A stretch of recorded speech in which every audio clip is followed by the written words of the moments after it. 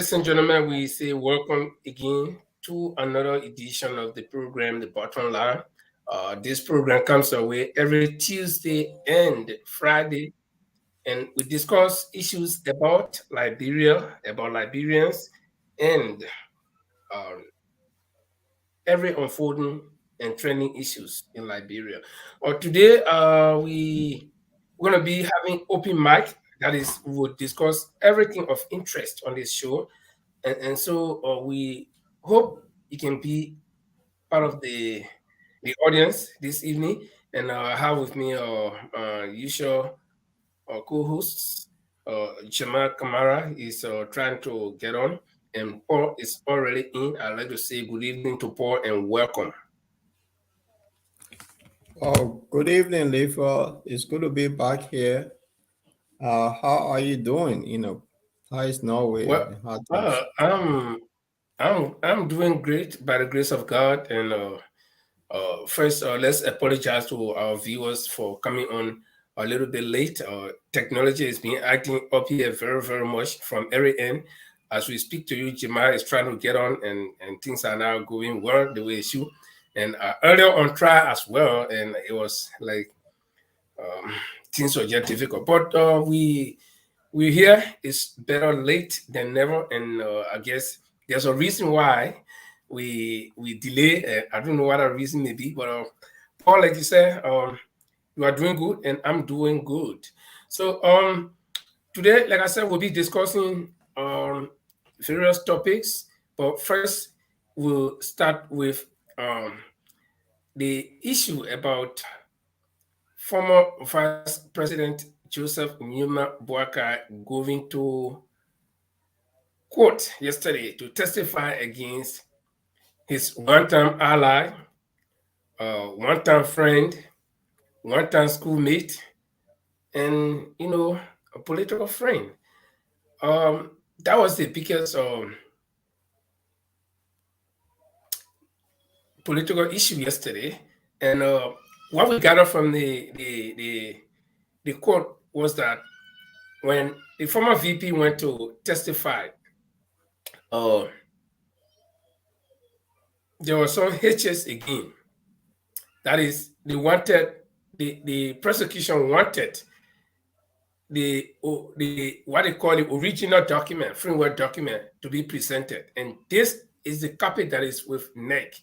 And previously, the last appearance, this document was brought, but because it's the only copy that NEC has, they asked that it should be photocopied directly, right there, and the photocopy, and then NEC has to take back the original copy.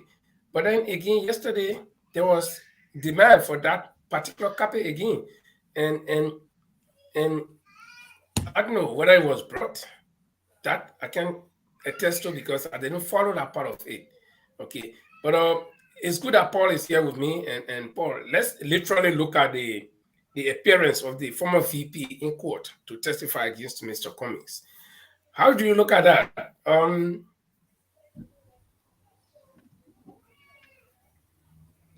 Paul, you there?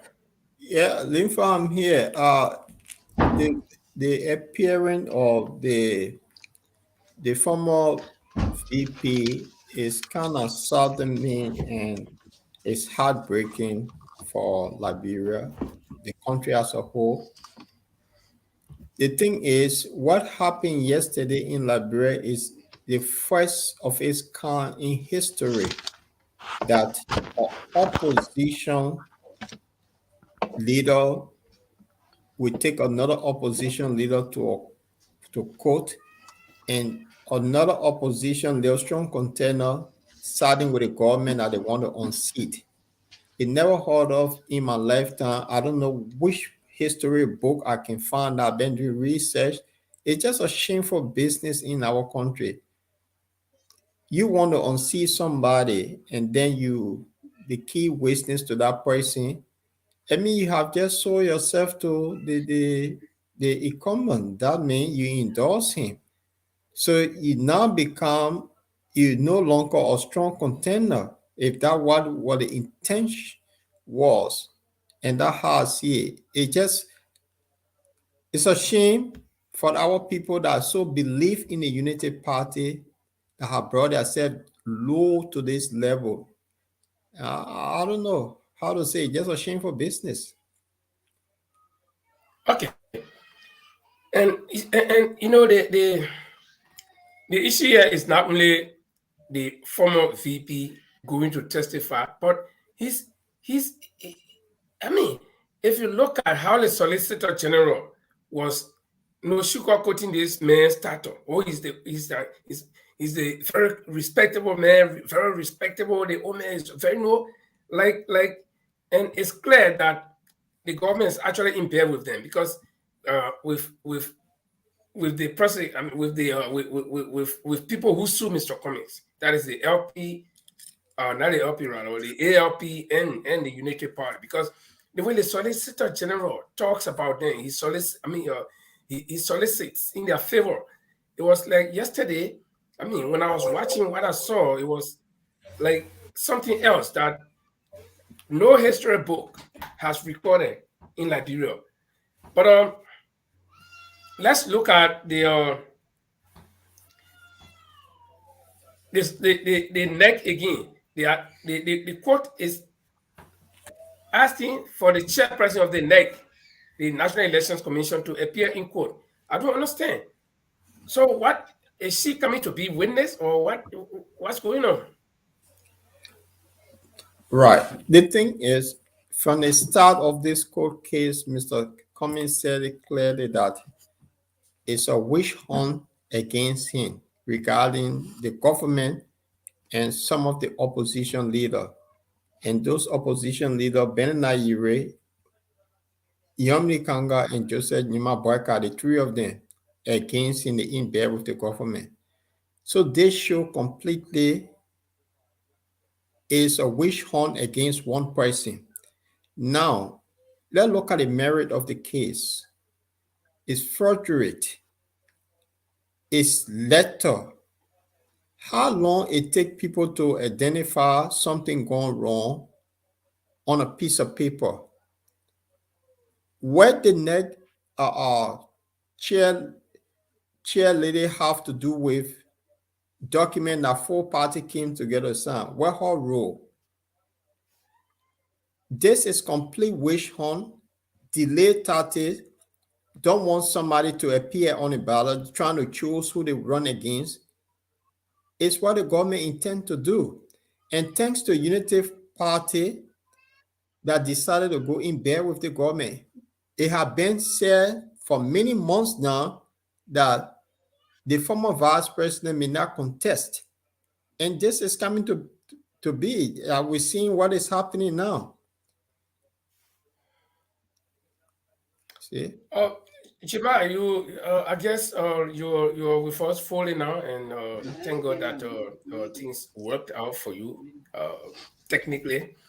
And now let's hear your view on the latest developments in this trial against Mr. Cummings, where now, because the Solicitor General himself promised that we're going to have 34, we're going to bring 34 witnesses, okay, and they are extending the witnesses now from the key players, that is, the political parties that sue Mr. Cummings. Now they're now going out. They are not even extending it to the National Elections Commission, that they are now asking or calling in the chairperson of the National Elections Commission to come in to testify. Let Paul say, how does that play? What part does the Election Commission have to play in the entire case? Listen, do you hear me, guys? Yeah. Yeah, what I want to say to you Yeah, is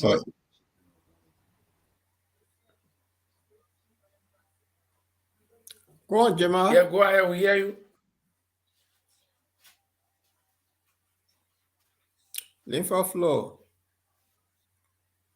Okay, Paul. But let's look at this. This, like you said, this is a witch hunt, and we have heard the Solicitor General said it many times that this case is intended to drag on. He said it in the last clip that we played the last time. We still have that clip.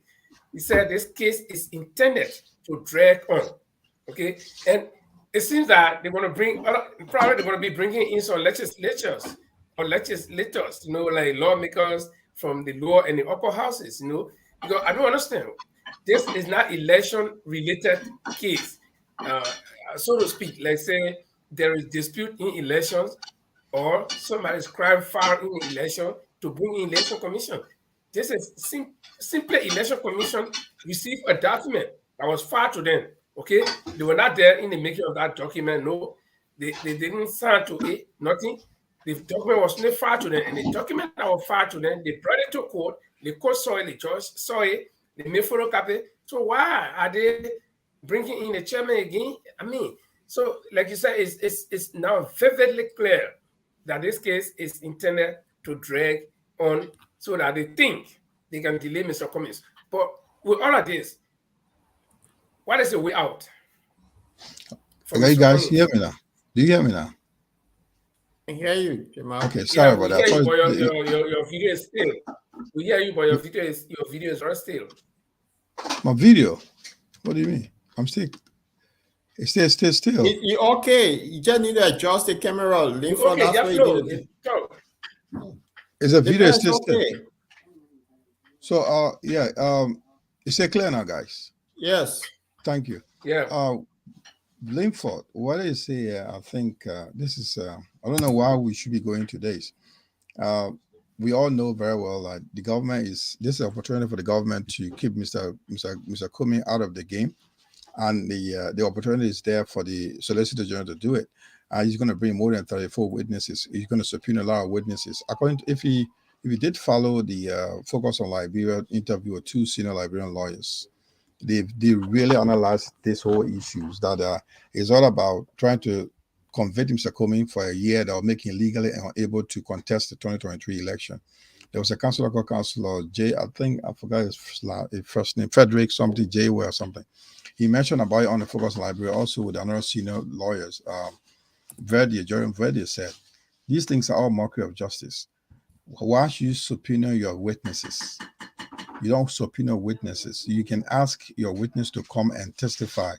If you subpoena a witness, that is a mockery of justice. You don't do that. So if you subpoena a witness, it means that you're forced to appear before the court. So he's not willing anymore. So he say you keep going around for another 34 witnesses can go another 1 year. So definitely we're in the long game, we're into it. So they were recommending that Mr.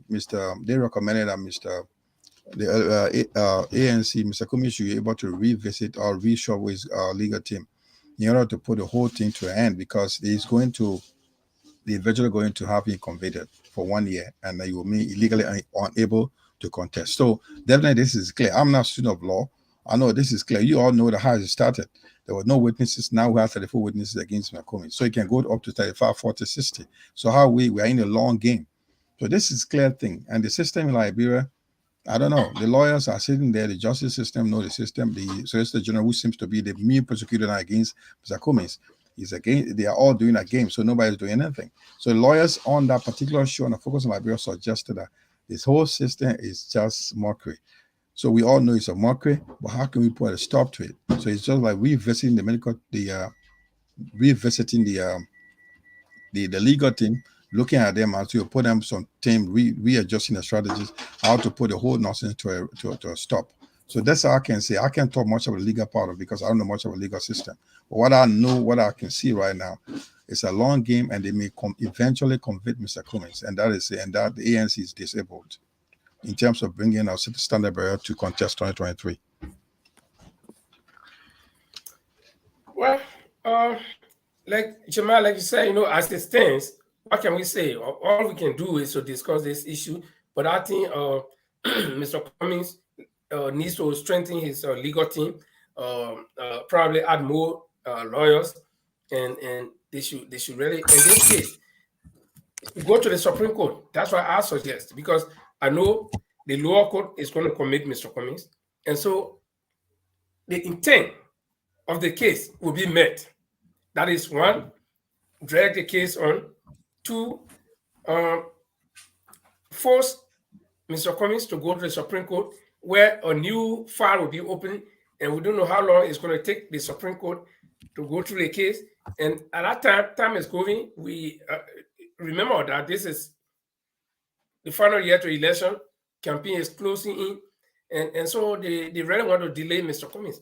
But again, Jima said it rightly. Nothing we can say right now. The only thing is, we hope Mr. Cummings and his team are actually taking note and preparing. I'm convinced. In as much as the government and the people want to meet their target, I'm sure that Mr. Cummings too is prepared. But the thing that somebody will want to ponder over is if the opposition, the rest of the opposition, the LP, the ALP, and the Unity Party, if they conglomerate against Mr. Cummings along with the government, when election come, what are they going to do? So is it going to be like a free ride for the government, or are they going to draw back, or are they going to support the same government that they have been siding with to prosecute Mr. Cummings? I mean, these are some of the things that we need to ponder over. Yeah, but Linford, this is clear course. The biggest and the more threatening opposition in the game is ABC. Mr. Alexander been in the comments, and together with ANC. They know the strategy. The ruling party knows how to get the Unity Party out of the game. They know they fought with them before 12 years. They were opposition against the Unity Party. They know how to get the strategy. They know the strategy how to get them. So Mr. Cummings is a new kid on the block with a new strategist, new team, new energy. He's fighting against them as a ruling party. So the issue is get Mr. Cummings out of the game. Then we'll deal with the devil they know.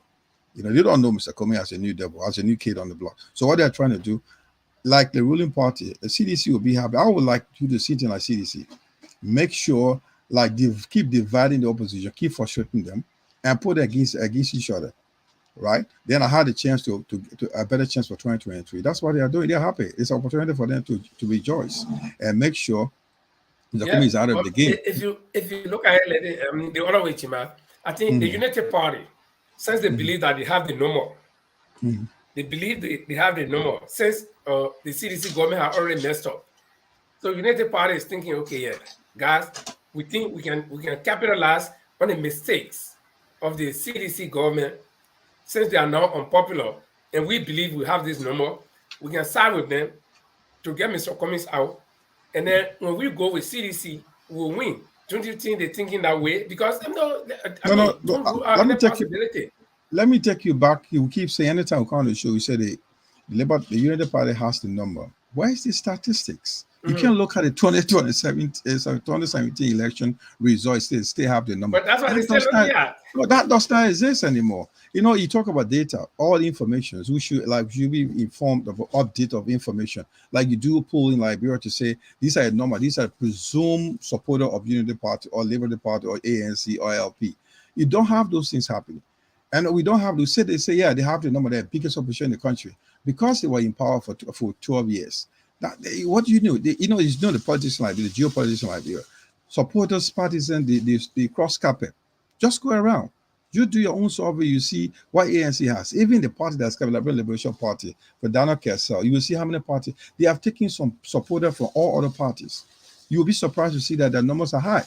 But we said they are the second largest party. What proof do we? What the statistics? What proof do we have? Because they were the second in the past elections. That doesn't prove that. You saw the December election. Yeah, you definitely. So right. I want to clear that part.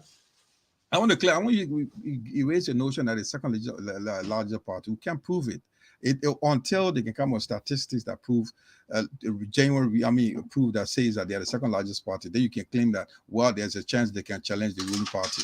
But the ruling party, look, in Liberia, you know the politics. If you're in power, you get the money, you can get your citizens convinced. I mean, the electoral voters convinced that you got the right decision. You can speak to the heart of the issues. They will vote for you. I'll tell you something. You know that you've been in Liberia, you know. You've been a Liberian, I've been a Liberian. Yeah, but tomorrow, listen, let me come here a point. You can go to Kokoya area. You can go to Kokoya district. You want to be the next senator or representative for that particular district. And the same people that will show up for you. If I show up tomorrow, I'm original apart from Palala. We all are part of that region. You from Kokoya, I'm from Palala. Let's look at it. I go to that Kokoya, I want to canvass for election. The same people that show up for you, the same people will show up for me. If they show up today, I'll show up tomorrow to campaign, those same people show up to me. So what is the statistic that says that the people that show up for Linfa is the same people that show up for Jamal? You don't see it. The same faces, the same, because they'll be wearing my t-shirt. Tomorrow they'll take all your t-shirt and put mine on. That's how it works like this. Wear your t-shirt. This is my t-shirt. Tomorrow they'll say we just, this is my t-shirt to wear. So the point of, I want you to dismiss this because, go on. No, for me, I personally know, Chima, that I don't believe in a 2017 no more trick where people say, okay, we had it no more. Because one thing I know, politics is not static. Politics is very, very, very, very much alive. Things happen. People move, people come, people go. Okay? So, if I voted in 2017 and I have 100 people on my side, 2018, 2019, 2020, 2022, I would not become of my 100 people I have on my side. I'll be thinking twice. I don't have 200 people or I have 50 people now, depending on the situation. So this mentality that, oh yes, Unity Party has a vote, they have the number. And I was listening to one-on-one with the CEO, Spoon, talk, and then I heard Darrell Dillon posting that with him being on the side of Joe Boakai, they will sweep Massaroaro County. They will sweep it. And, they don't, and all these people, they're living in illusion. They put Boakai under the illusion that they don't have a clear victory over the CDC in Massaroaro County and forgetting to know that it was, at that time, a functioning CPP that brought Dillon and Mobley to power. When I mean functioning CPP, the CPP was stay together, the four parties were still collaborating, and so their strength put together was what to make people like Dillon to sweep Massaroaro County. And they see Dillon that is posting today that he can sweep Massaroaro County. He was swept, I think, 2005 or 2011, one of those elections. He was whipped badly in Massaroaro County. But today, after he's under the canopy of the CPP, and based on the mistakes of the CDC government, the Liberian people voted their anger against the CDC government. Dillon can now boast that, oh yeah, I am Joe Boakai and we'll sweep Massaroaro County, we'll sweep Bassa, and wherever in the country my name is mentioned, we can sweep it.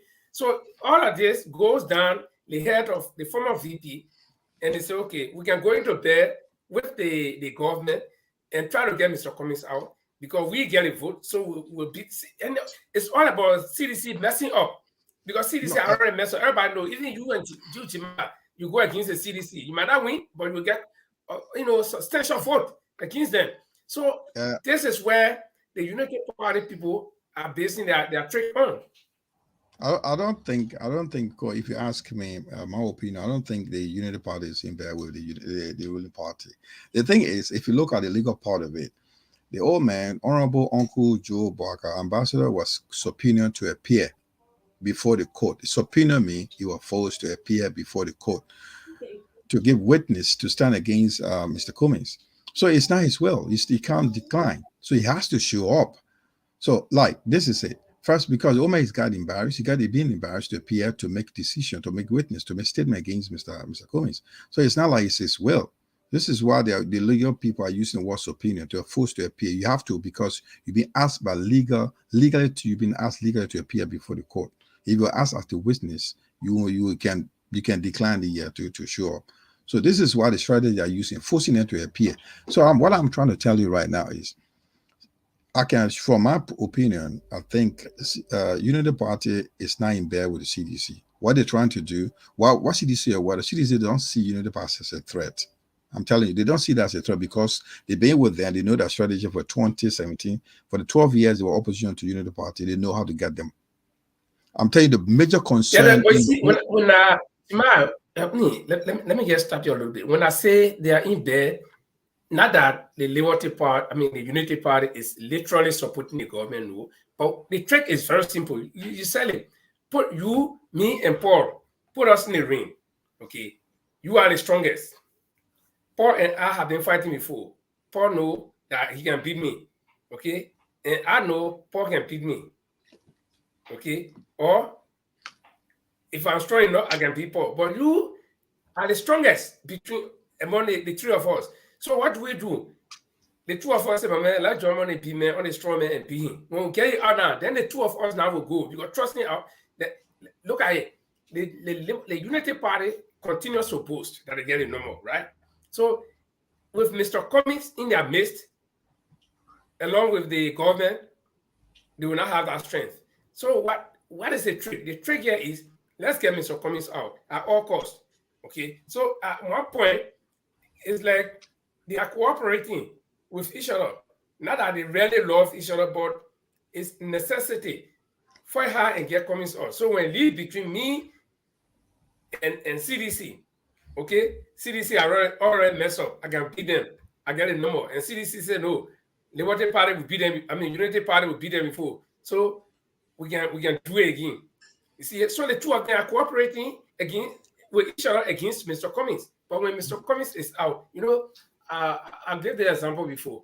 I normally watch this wrestling show. So they got the one where he's supposed to knock out. They put a group of them in there in the fence or in the ring where you got to knock each other out until the last two men remain. So most time the whole group they tend to jump on the strongest man. When they get him out, they'll be reducing each other until finally it will remain between two people. So this is a game. Get Cummings out because our Unity Party, I know I got a number. I went second before. And now this government that I went second against before has messed up. The people against the government. So my number has grown. This is what I think. Then the government will say, no, listen, we got the power. We are in government. Okay, we got all the money. We got all the resources. We got a lot of vehicles. We'll spread people around the country. So let's get Cummings out. Then let's remove the Unity Party. So when I say that they are in there with them, not that they're really supporting them, but technically, technically, I agree with your point. The point is they are looking for an opportunity where they can get Mr. Cummings out, and the ALP provide that option with the support of Honorable Ambassador Barker. So that's wow, we're looking for this opportunity. Thank you, bring it on. CDC, bring it on. We'll bring it on. We'll get it. We'll support you to get this guy out of the game. Like you said, it always happens in the game that get the strongest out and you play the weakest one. They know that CDC knows that Unity Party is the weakest link when it comes to competition. So what they're doing right now, they come with strategy. They know how to get rid of them easy. The Cummings being in a game can really cause some stir for them. So the game is they are fighting together now. But it's embarrassing. It's two air shows where it's a game with they've started it, they can't withdraw anymore. It has to continue in level like where Mr. Cummings is saying, well, this is something I've not altered anything. But another thing I want to bring to you, I've not changed anything, but they still keep pushing the case. I want to tell you something, Elaine, is this. With regard to this old forgery document playing with something. This is the same document that got those various senators into power, elected. So what much about consider Mr. Cummings is found guilty? What happened to those that were elected to the positions as senators and representatives on the same document that got them elected? Can their elections be annulled? That's the question I have. Probably we will need to ask legal people to answer this question for us. Let's consider Mr. Cummings is guilty. What about those who were elected in December on the fair document that they carried to NEC, and NEC considered it, and it was put through, and they were elected on this fair document? What will happen to the various positions that those who were elected on the CPP document that was submitted to NEC? What will happen? I'm questioning to you now, is NEC, if Mr. Cummings is found guilty. That question, DeLong cleverly tried to address it on the one-on-one with us. Spoon. Okay. DeLong said, at the time this election was held, the CPP was already registered, okay, with NEC. The CPP was already registered with NEC, okay, and so there is no way that they can lose. They that were elected under the CPP can lose their seat. So I think he tried to. I don't know how he was explaining that, but he tried to say it that way. Andre, okay, Andre is also trying to get on, and Paul is trying to get on. So it's going to be the four of us here, and we will try to discuss these things. I mean, our discussions will not bring solutions, but at least we enlighten the minds of the people. We tell the people what is unfolding. But just before Andre and Paul get back on, I think Paul is ready. Just before they get back on, let me just say this. You know, this thing is going to drag on for long because I am sure that this case might end up at the Supreme Court, and the Supreme Court will cleverly delay this case, and even after election, let's say they might be successful to hold down Mr. Cummings, but after elections, Mr. Cummings can also continue this case. I don't know because I don't see any because you cannot stop the mayor from running on a bogus case, and then after election, then it's okay, we're gonna drop the case. No, so that means you gotta do something, and Mr. Cummings can take appeal. So I don't know, it's Listen, everything. But this case, I'll I give. can promise anybody that it's going to drag on. Let me tell you It's something. already dragging on. Before my colleagues come in to make a comment, Paul and Andre, but don't let us get to that level where Mr. Cummings will take the case or appeal or whatever. What the lawyer suggested the last time, I think 2 nights ago, on the Focus on Liberia show, they suggested that Mr. Cummings need to look back into a legal team to consider to put an end to this whole nonsense. I will call it nonsense, quote unquote, for the fact that there's no sense in the case. They were talking from the legal points. I mean, they were really fair enough because they look at what they got 34. So how can they put end to it? How can the legal team for Mr. Cummings put end to the case? Okay. Well, they know the legal side of it. They said the guys what he wanted. The lawyers were saying like, look, the first and foremost, the case they are looking at. I think the guys should not be allowed to go out make those. You know what the SG, the Solicitor General, making those statements out there outside the court saying that they will make Mr. Cummings go to Gibson to go teach after if he's convicted. You heard that story, right? And also those statements should not be made by the prosecutor. Those are totally against the law. So they should file against him. I mean, they should put a case against him before the Supreme Court, whatever, to stop making a statement. And also, the cases like subpoenaing people like 34 witnesses. And can you imagine? They also mentioned about the subpoena of WhatsApp to come with the deleted point in the communication. Those nonsense. I mean, those are not legal points. They were making the legal positions where it's not necessary to put this in, but because Liberia, it is in Liberia. Things will happen. Nobody bothered to question because it's in the favor of the government, in the government's favor to make sure, in the government favor to make sure that Cummings is in court. He's dragged on to at the end of 2023 because what one of the lawyers said is like, if the case goes on and Mr. Cummings is confirmed guilty, he's convicted 1 year, legally 1 year, that will be the end of 2023. So he can't run. So he was saying, I'm just quoting him. He suggested that this should not continue like this. The legal people know how to put an end to this case. He was saying that they know how to do it. But some of those, because the team has to reconsider their strategies to see how to stop the Solicitor General carrying this on and on and on. They know how to do it. So I think that was a good advice, a good point to look into the comments that they made. It was a really, really good program to talk about. I think from that legal point, we're all discussing, look at what is happening, taking David Brown last night to subpoena to give witness. Now, Mr. Honorable Barker and Mo Ali did not give any statement. They put it on they put it pending. So how long? When do you going to appear again?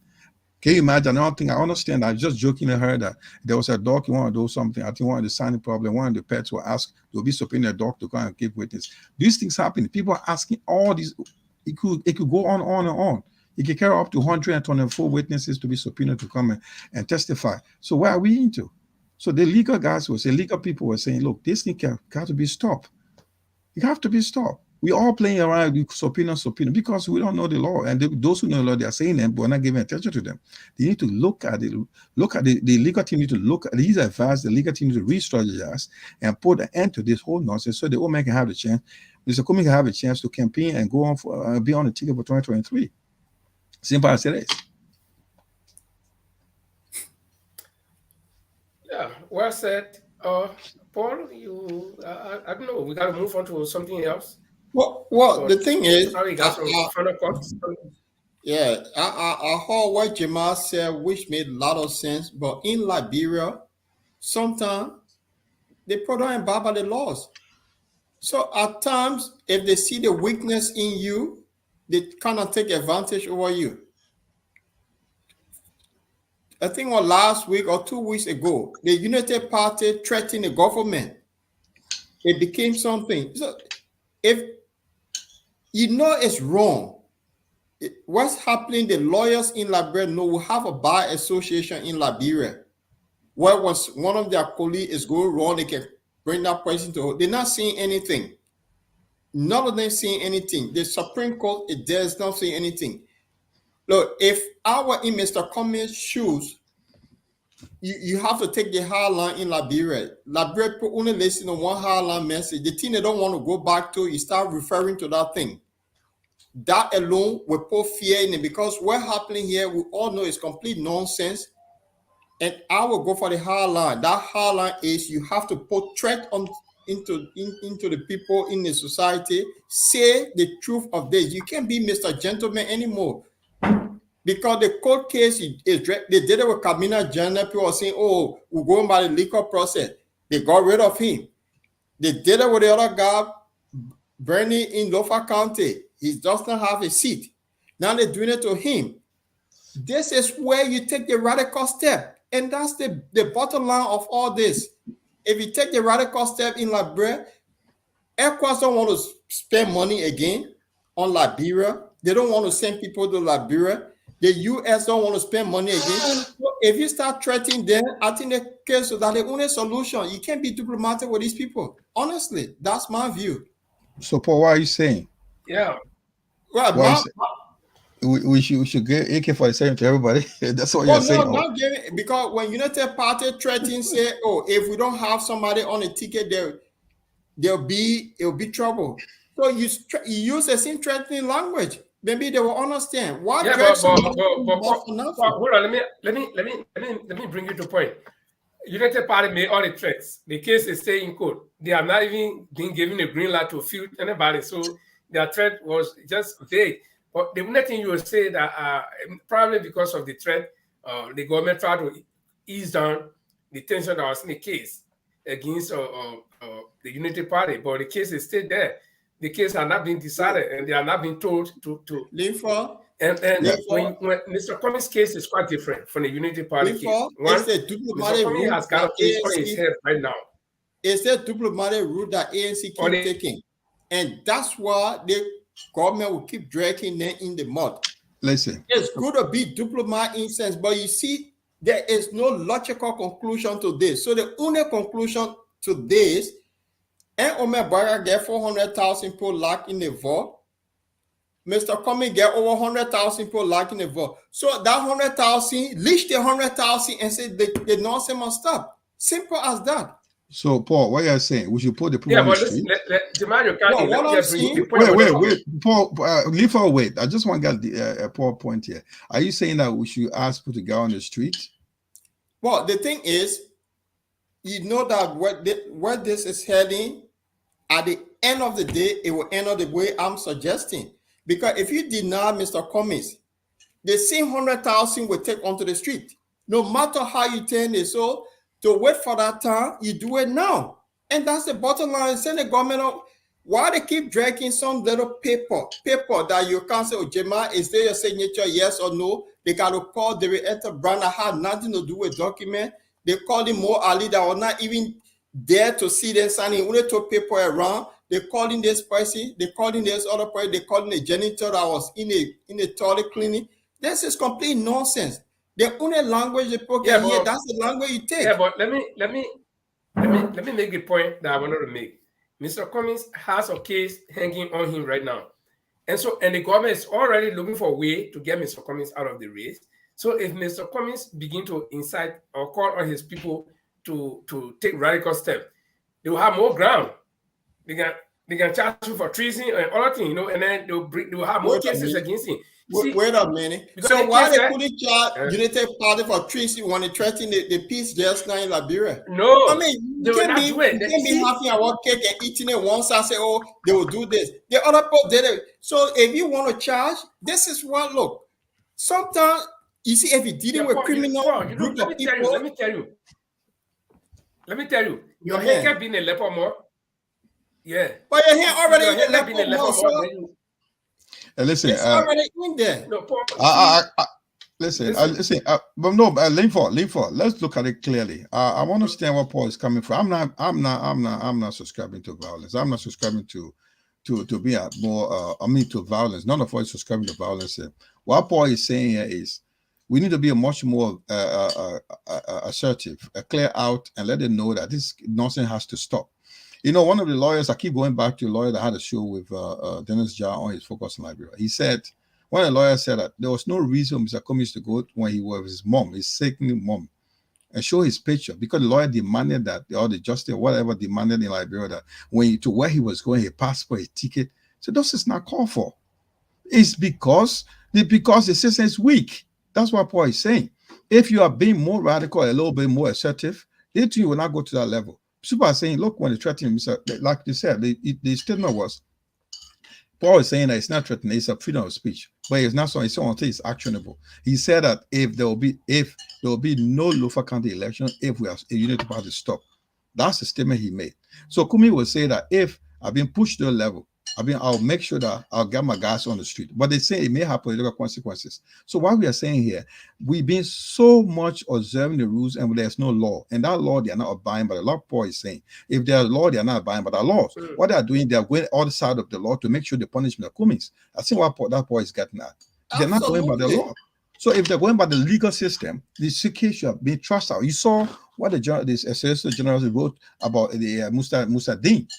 This should be trashed out, but they keep pushing it that Mr. Comey should be punished. So there's then no law. They're making their own law to keep him going until he's he's legally unable to contest 2023. So Paul is saying, I think what I understand from Paul is not saying we should give people AK-47 to fight. Paul is not saying that we should go and break down doors or go out there and ransack people's homes. Paul is saying that we should get people to protest this injustice that's going on. I think what Paul is trying to make clear. I think we should understand that this should not go too long. Mr. Comey should revisit, go and talk to his legal team to re-strategize how they can put stop to this whole nonsense. It can't keep going for too long. We need to make sure it shouldn't be going too long. It's going too long. This is what is happening. I want you to go back to that legal interview that I have with the two lawyers. These are very prominent Liberian lawyers, and those guys talk about the case. They are not in any party. They spoke about the what Mr. Comey position. They are not in any political party. And that's the truth. And we don't want to see the legal side of it. We're just saying, oh, yeah, Solicitor General bringing another subpoena tomorrow. After Honorable David Arthur Brown Lasana, they'll be bringing another, the toilet cleaner, Paul said. They met with the janitor that was there doing the signing. He was not even seeing the people. They'll subpoena another person. It'll keep going on. Nobody, Liberian police saying that, yeah, case continue. You know what happened? It weakens the support of Mr. Comey. It created the suspicion that there's no chance for CPP. That's the mind they're creating. So what is the chance of CPP? Because Comey is directly in court. What time he has to campaign? What time he has to talk to his people? Yeah. This nonsense has to stop. I do agree with Paul. And you got their propaganda, the spoon talk, make it, this job we are already feeling winning. Let's into the game plan here. The truth of the matter is, ANC have to take a stand. They like it or not, you can't be diplomatic anymore in this. The case dragged on for 5 months now for one piece of paper to say, is this your signature, yes or no? That's the one you got to bring people who never took part in the whole thing. I mean, it's complete nonsense, and the nonsense have to stop. That legal team, if they can't do it, you get a new legal team. It have to stop. Okay. Okay. Well, Jemima is kicked out. But Andre, do you hear us? Yeah, I can hear you guys well. Okay, welcome. Better late than never. Yeah.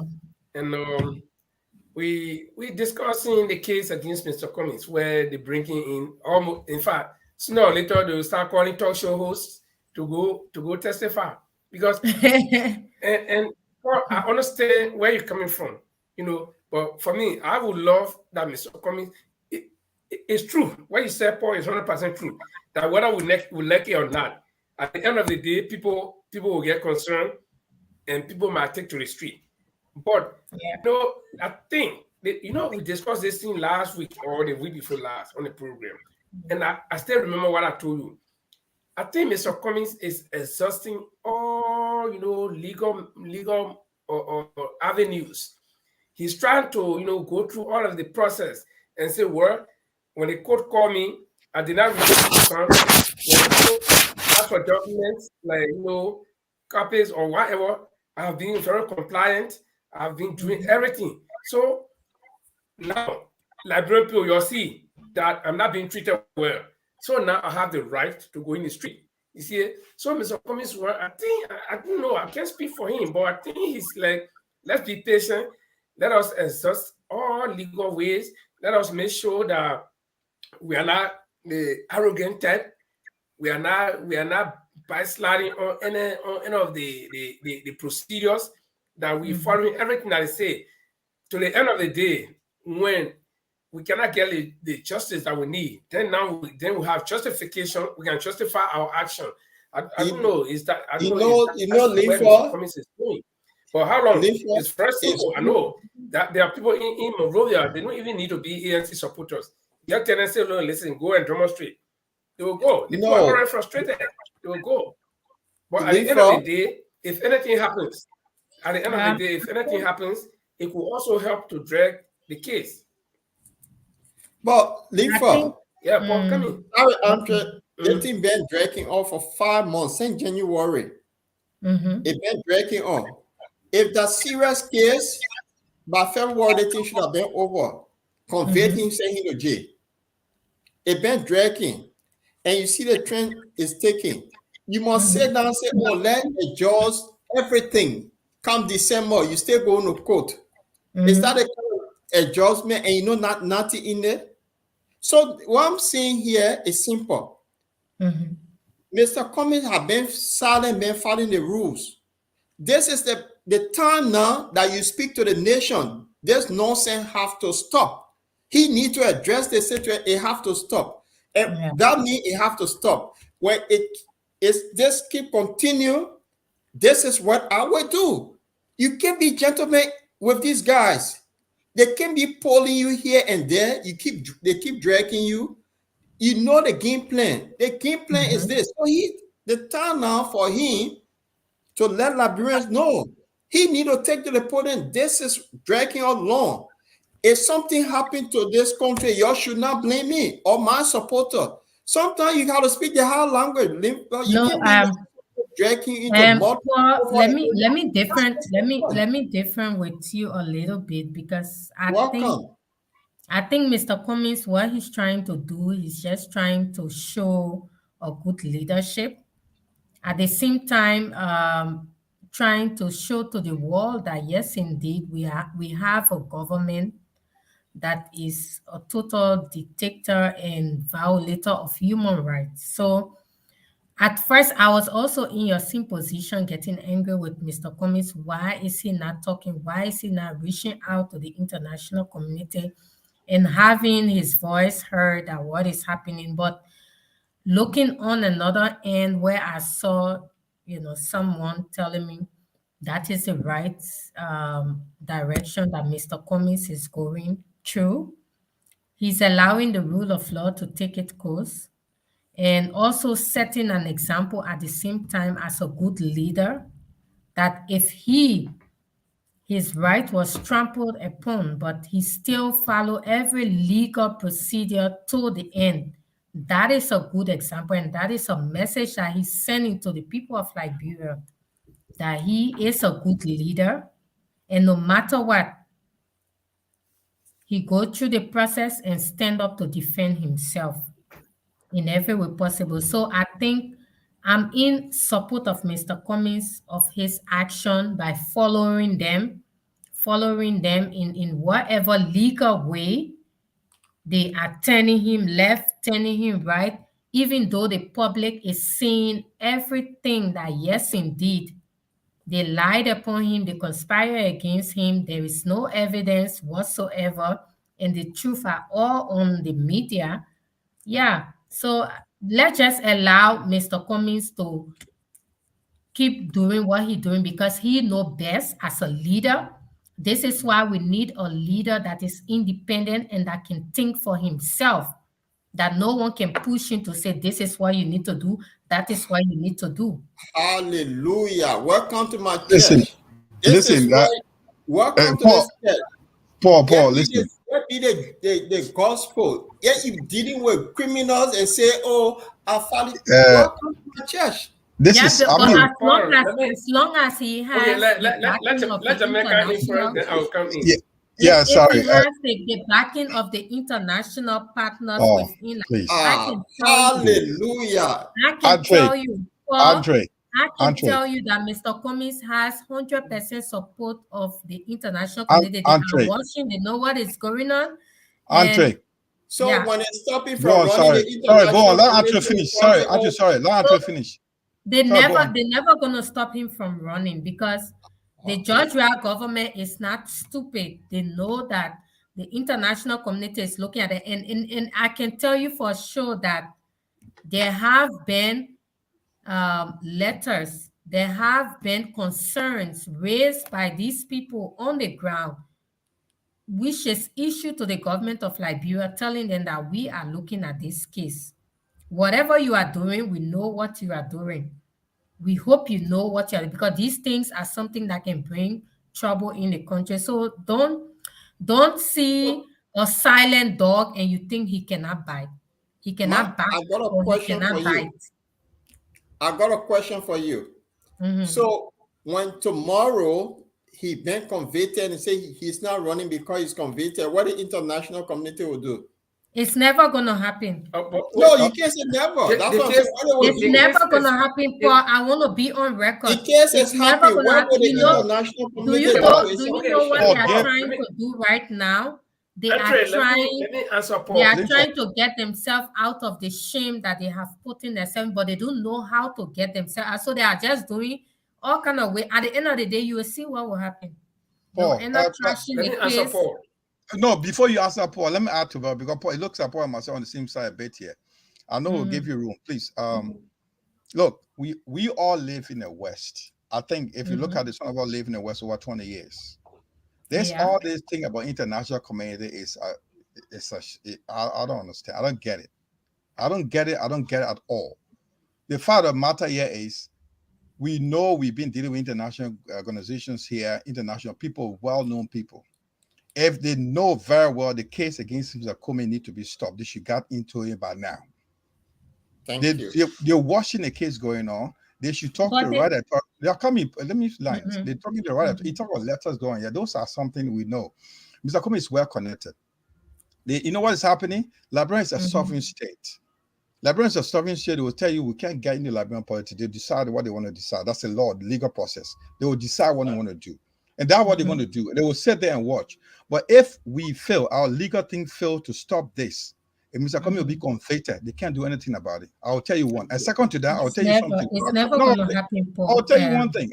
We've seen it happening. Or other countries, it will happen in other countries where the legal system, look what happened in Uganda. Bobby Wine was legal. The system went against Bobby Wine. And the guy on the high, you know what they did with I'm just getting an example. The social network was blocked.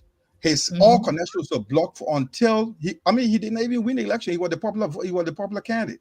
What they did at the end of the day, he was a loser. And the Yuri Museveni government said he did not win, and they rigged the election. We all saw that. What the international community did they fight to put him back into power? No. Liberia as a sovereign state, they can decide, but we should stop it now before it continues. We are not saying that we should take people on the street and break doors.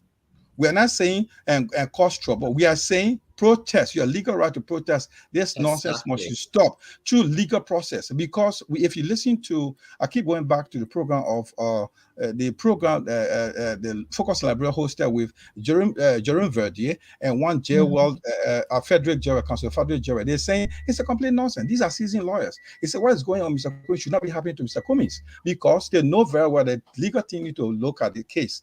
Is look at what they tell the man. Give your ticket, give this one, give that one. International committee, no, it's not right. Why should the man give a ticket? Yeah, but he's setting the stage. He is what setting stage? the stage. It's a process. What process? He's showing to the people of Liberia that he is right. He is the better choice. And he also showing to the international. It's a plus for us. Yeah, I know it's annoying. It's sickening. It shows a sign of weakness. But when you show your sign of weakness, it's where your strength comes from. Because tomorrow is what when we get the people on the street, we the ANC partisans, we are going to be proud of Mr. Cummings and say, yes, our political leader did this. We are not saying that what we are saying here, says Andre, we weren't saying that we should go and ask this legally, this thing should stop. We should pour upon the street and protest against the injustice against Mr. Cummings. This is what we are saying. What else we are saying? We are not saying that Mr. Cummings should go and behave rude and misbehave. We are not saying that. We are not saying Mr. Cummings should misbehave. We are saying let Mr. Cummings resolve his legal thing, look at it properly and say this should legally stop because they're trying to cripple him legally. That's what we are saying. We are not saying you should go and misbehave. If you think the government of Liberia is trying to stop Mr. Cummings not to contest the presidential election, if they have that in mind, then they are making a big mistake because it's never going to happen. It's never going to happen, and it's never going to reach to that. But I'm telling you, we are sitting and watching the government of Liberia. Let them continue. What will you do? What will ANC do? That's the question. Let me come in now. Let me come. Oh, hold on, guys. Paul, you think George Weah government is stupid? You think George Weah government do not know the people that is behind the ANC? But they know, and they keep dragging in the court. We are slow but sure. We are watching. We're giving them the benefit of the doubt. Let me come in, please. Yeah, let me come in. Paul, I know where the fear comes from. It's not fear. It's the reality. It's not fear. Yeah. Okay.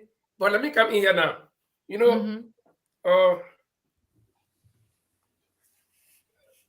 Jamal said the international community that we always run to, a very small international community, they don't operate the way we think they should operate. The international community, even when we go to elections, they know that the people we put on the ballot, they are not qualified, but they will not tell us, don't put them there. We are sovereign state.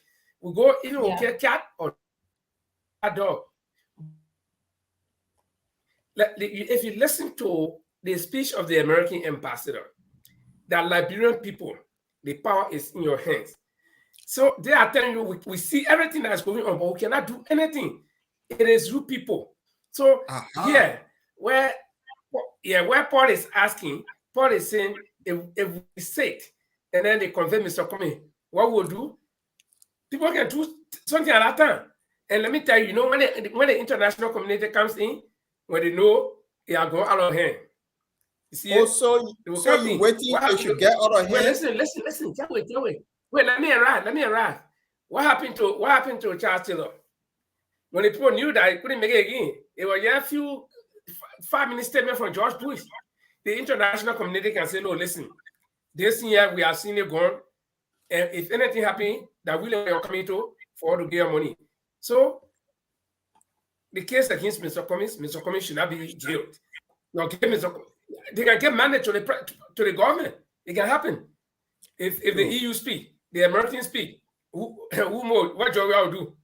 They will put that. They will stop it. But the thing here is, like you said, there are two ways. Let me suggest the two ways here. The first thing is what the lawyer said. If legally there is a way that they can put end to this thing, I think we should go towards that direction. But now, that's the first way. But now, Mr. Cummings have waited so long. He has complied with the legal system to the point where everybody has seen Mr. Cummings has won admiration among the Liberian people because the Unity Party, their case just entered the court. He had not even made 1 month. They start threatening. If they were the one that were dragging like this, they would have done something wrong long time ago. But this is the lack of leadership that we're talking about. And Liberian people should see. This is the lack of leadership we're talking about. That the party that wants to come back, they were in power for 12 years. They want to come back to power. And then just small case code. And they should believe, that party should be able to believe in the rule of law. Just small case code that is in a court still. They are not adjudicated the case. They don't even know whether they are wrong or right. They begin to threaten. So Liberian people should begin to read between the lines. But on the other hand, Mr. Cummings have been dragging all along. Almost 4 months. And nothing happened. But there's sorry to cut you off because this is okay. Let's put it this way. Mr. Cummings called all of the partisans today. They told me in the street. And the people that are going in the street, you do know for sure whether they are ANC people. They just because they hear from Cummings. The government will put surrogates among those people. Say you're going damage. Then they go start breaking everything all around the place. Linford, you are not understanding. We are not saying that. Paul is not saying that. Paul is not saying that they should demonstrate. Paul is saying that they should take a legal radical step to put an end to this. Absolutely. What he's saying, that will make this thing clear. You're not confused. We'll tell you now. Listen. What is a legal radical step? Let me make it clear. Let me support what Paul claimed. What Paul is saying. I think Paul is saying that, and I also supporting what Paul is saying is this: go and reassess your legal team. Lawyers have come over and over said the process against the process against Mr. Cummings is not lawful. It's rubbish. They said it over. Listen, I'm coming to you. I'll give you another example. They said they were analyzing the case of David Brown Lassana. They tried, the corruption case. The deal when she went, they were, they subpoena for they arrested the criminal case against her for giving deal to her brothers. 182,000 worth of the deal. You know why? You know how they trashed that out of the court? You know how they, they were discussing it. You know how they trashed that out of the court? They trashed out of the court because there was a decision there was a document against the lady say insider deal. According to the lawyer on that show, they said there's nothing in the Liberian Penal Code say insider deal. So therefore, her lawyer went and said, it's nothing like economic sabotage. It's nothing like that. It's not in your penal code. Why should you hold my client responsible? It was out of the court. So we are saying to you, the system you say Liberian people admire Mr. Cummings ability, fine, thank God, so be it. But tomorrow, how long we forget? The old man is there wasting it. I've been doing everything possible, putting the system. He has sacrificed enough for the system. 5 months, he has sacrificed enough for the system. What we are saying to you again is to remind you. I will tell you. I'll come to you, boss. I'll tell you something with the issue of the other Brown Lassana. They said that case is not coming back, depending if the government want to prosecute again. But they won't do it because there's no point to prosecute. 182,000 worth of dollars were passed over to her brothers to buy equipment that was not even necessary for the war, but 2,000. So that is trust out of the court. Mr. Cummings, that Paul said, document that said forgery. Document that was forged. Why would he forge a document in his own interest when 5 or 4 persons will have interest for it? What benefit does he have? It makes sense out of this. So what he's saying, the government want to make everything possible to drag this case, and why ALP was supporting that, and we saying that Mr. Cummings following the law process. He's a admirable man, he's a Democrat, he's a Democrat. Fine, so it be. We saying fine. We all want to be a legal person. We are admiring for a level of excellence he's performing there. He's showing the rule of law. And the lawyer said to us that there was no reason, I keep saying that Mr. Cummings should go to saying about the old lady bed, showing that YouTube picture or video picture, whatever you show. It's not necessary, that personal life. Why are we doing that? Dragging a man to reduce number and nothing. They shouldn't be doing that. Well, they shouldn't be. We are saying go back to that's what make him a leader. Oh, come on. Please stop this leader business. They said that they're dragging him out to a place where after a year, he can't do anything anymore. When Mr. Cummings, Jamel, I'm telling you, to you think they are degrading him. But that's Liberia. They sound and listen they are going to make him strong, powerful, more powerful. He's strong. Yes, he's strong. We believe that he's a strong man, but the system is killing him. We should stop that. That's what we're saying. You should not allow the system to kill him. But This is a system listen, that we say Mr. Cummings is going to change, and he's going through that bad system that we want him to change. This is what the ordinary Liberian, those that do not have the power, the political will, and also the circle of friends. These are people, these are cliques. Andre, do you understand? Listen, do you understand that the power in the hand of the thing is make sure that they should do the thing right? It's not done right. That's what we're saying. It's not, yeah, that's why he's going through it. No, you don't. No, listen, you don't understand that. What I'm trying to get this right. What I'm trying to say, the process, legal process against the committee is not done right. Yes. So we want to straighten it right. If you should you comply to that system that is not right, they convict him or they make it right, then he change it later on. They won't convict him. They will not convict him because he is there to expose their system. It is not possible. It's never going to happen, Mr. Jamel. It's never going to happen. I'm telling you. Not when we all are around. We all are talking about what this can case. You do? What can you do? What can you do? What can I do? What I can do, I can never say it. I'm slow but sure. I do my things behind door. That's a sister library. I know, Lord. The thing, okay. I don't care about. Mr. Jamel. Yes. What I do is in my hand. It's in the power of my I wish you all can do better to stop this. I'll be very grateful. Yeah, let's find solution. Let's see. Let's come to the bottom line now. Let's see what suggestions. Each of us will give our suggestion in ending this thing. I'll start with Andre. Andre, what do you think? Because I see you almost following. Myself almost follow to avoid taking radical step at this point. I mean, it may come to that. I want you to find a solution to it. What do you think at this point we can do now? I hope it do not come to that because this is the point of ABC presidential bid that is going to make him come out strong and lead him to the victory that we need in 2023. I can tell you guys for sure. And I just want you guys to get rid of that fear that they are going to have Mr. Cummings convicted. It's never going to happen. It's not going to happen. It's not going to happen, and it will not happen. So Mr. Cummings is going through this for the future that is ahead of him, to fight the system, the broken system that he talked about. He too is going through the system. Those people who have kept our people in injustice, poverty, and all kinds of bad practices. He is seeing it because there's no rule of law, nothing at all. He is seeing it. He's going through it. But it's never going to break him or neither destroy him. It's going to keep him strong for the journey ahead. That's what I can tell you people. And we're never going to sit down and allow Mr. Cummings to be convicted or for them to take advantage of it. We are watching with our 2 eyes. And we will fight. We will fight. We are on the fight for a better Liberia. And every one of us here, we're going to use our voice because violence has never solved any problem in Liberia.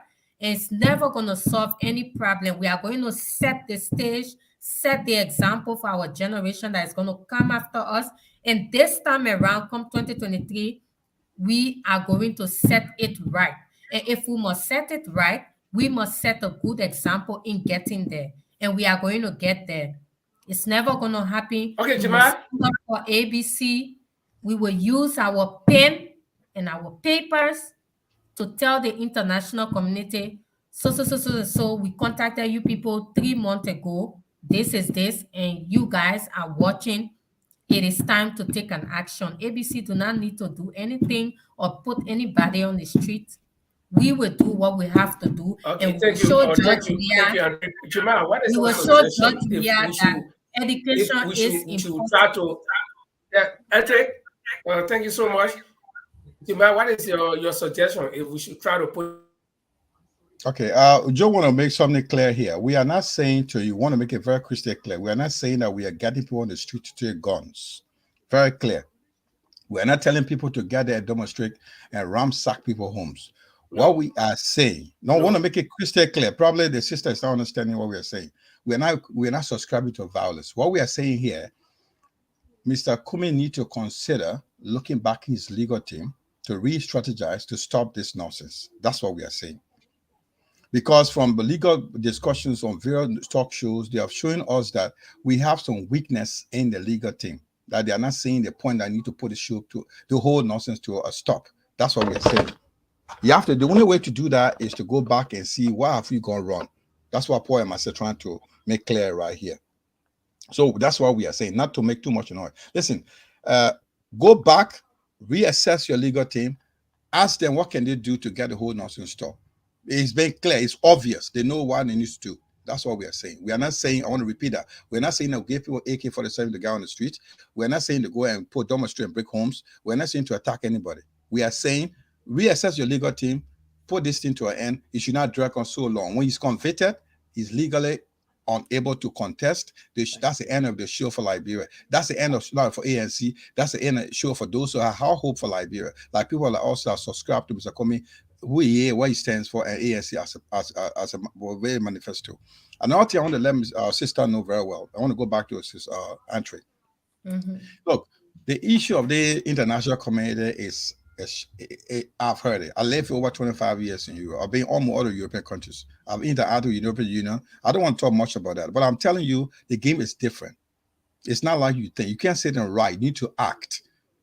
Mr. Kumi is well connected. It's different from dealing with Liberia. Liberian politics. I'll tell you a little example. If you learn law in Liberia, you learn law in Europe, in Belgium, you go to Liberia, you cannot practice law. You must go to auto school, the law school in Liberia, to be able to practice law. So Liberia has a different system when you're practicing law. So writing to international community now is a good idea, but we need to stop right now before this thing continues. That's why we are suggesting that reassess your medical legal team, look into it. What have we gone wrong? Where we missed the point, so they can stop this, so the man can have a chance to canvass and put the things right. If it's not being done right, that's why it's not being treated right. It's not being treated right. Okay, Paul. Right. Paul, your suggestion. My suggestion cool your tempers. My suggestion is just simple, plain, clear. Now, we have the Bar Association in Liberia, composed a lot of liquor minds. You can make use of the Bar Association one. The thing that have gone wrong with the entire case, the Bar Association, you can make Sereno Seaford not to practice law anymore in Liberia. That's one. Yeah. It can happen. What become of the Bar Association? What have they not interfere into this? Say, look, you're going wrong. The day the Justice Minister wrote that he was not aware of the prosecution, which that alone, the case should have been thrown out. That's for one. The second thing is, when I say radical move, this is the time that the PL or the Standard Bearer ANC is now that he speaks to the nation directly of what's happening. What's happening, because this can cause a serious problem in Liberia as it keeps dragging on. People may look at it and say, oh, international community. Yes. Liberia is a suffering nation.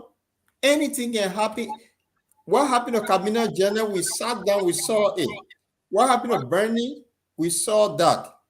So the next person, their target is Mr. Cummings. And we see, we're being so calm and gentlemen with this.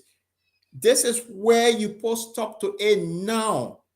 If he need to use his international connection to put stop to it, he use it now. You can't reach to the end when they convert you and say you're not running, then you want to use it. It's late. The urgency is now. And that's the point I'm making. Say it now. And you said something earlier, Linford. What the American ambassador said, the power, he quoted the first thing in the Constitution of Liberia, the power is inherited in the people. The people have the right to demand to the government this nonsense should stop. So all the avenues are there to be utilized. You can't be going to say, I'm going to change the system. the system suffering me, I'm going to change it. I will go to court every day. The other people not fighting the law. No, it's time that this nonsense come to a halt. And that's the point we're making. Okay. I understand your point, but my suggestion, like I said, we all will give our suggestion. My suggestion one is I agree that Mr. Cummings should restructure or even beef up his legal team. And also, Mr. Cummings should, for now, maintain that posture of obedience through the legal process. This case has not ended, okay? There can be a dramatic turn. They still call in witnesses. The witnesses, one of the witnesses will come and drum the whole case. You don't know. But again, the fear that it could be late is genuine. I agree. Because they say, the old people say, if snake bit you somewhere before, every time you pass that place, see small piece of blood, you'll be afraid. We saw how Kabina Janet was removed. We saw how Brandon Samuka was denied his seat that he worked so hard to win. Very correctly, there were no complaint from the elections. His opponent did not complain, but the government untwisted him and removed him. And what surprises me is that the Federal Unity Party that was cheated, they are the ones siding with the government. I got some pictures here, if you see it, where you see Serena for so close to Joe Baka, like talking in his ear. This is surprising, but let me Mr. Cummings meeting is a good posture right now, and let's see, maybe this month, okay, because it's like they go to court almost every 2 or 3 days a week. I don't know. So let him see. Let them exhaust all of their witnesses. Let's see what the witnesses will say. And if it's not working, you know how many witnesses you have? Who? You know how many witnesses that they want to subpoena? Yeah, 34, they say it might even go up. So they brought Joseph Boyka and Mo Ali. They haven't testified yet, you know that? I know. Aha. So? And they may not testify. They may not testify. You remember that Flora witnesses, was right? dropped? 34. Yeah. 34. Cephas also said something in his last interview. He said they're bringing somebody witnesses. Some will not even have to testify. And he mentioned the number 12 and 19. He said, for instance, we get 19 witnesses and we brought in 12. And we said, we see that there's no money, we can drop all of them.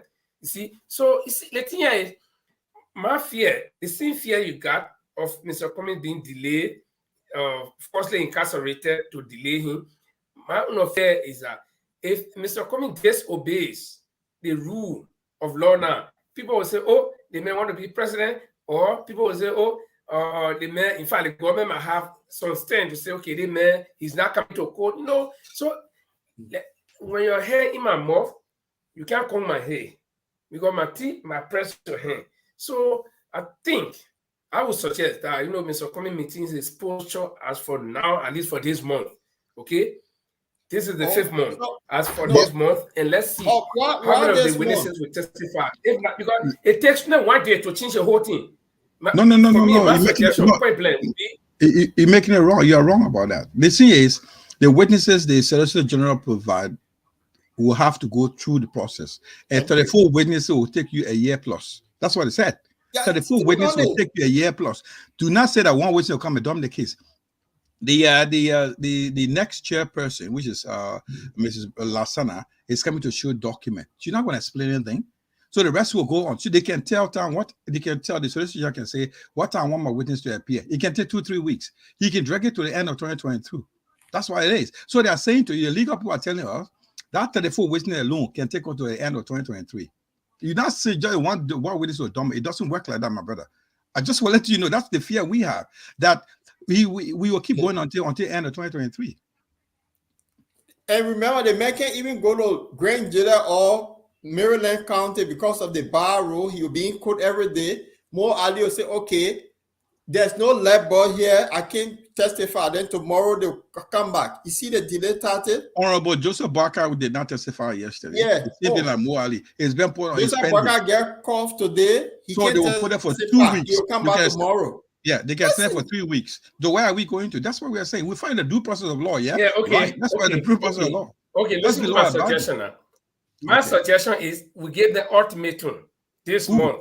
At least who will give the ultimatum? Look, you see, no, you know, let me tell you, there's a way to handle things. You can handle it will take Paul. The solution that I am thinking, my solution is very simple. My solution is Mr. Cummings will say, I'm not going to court.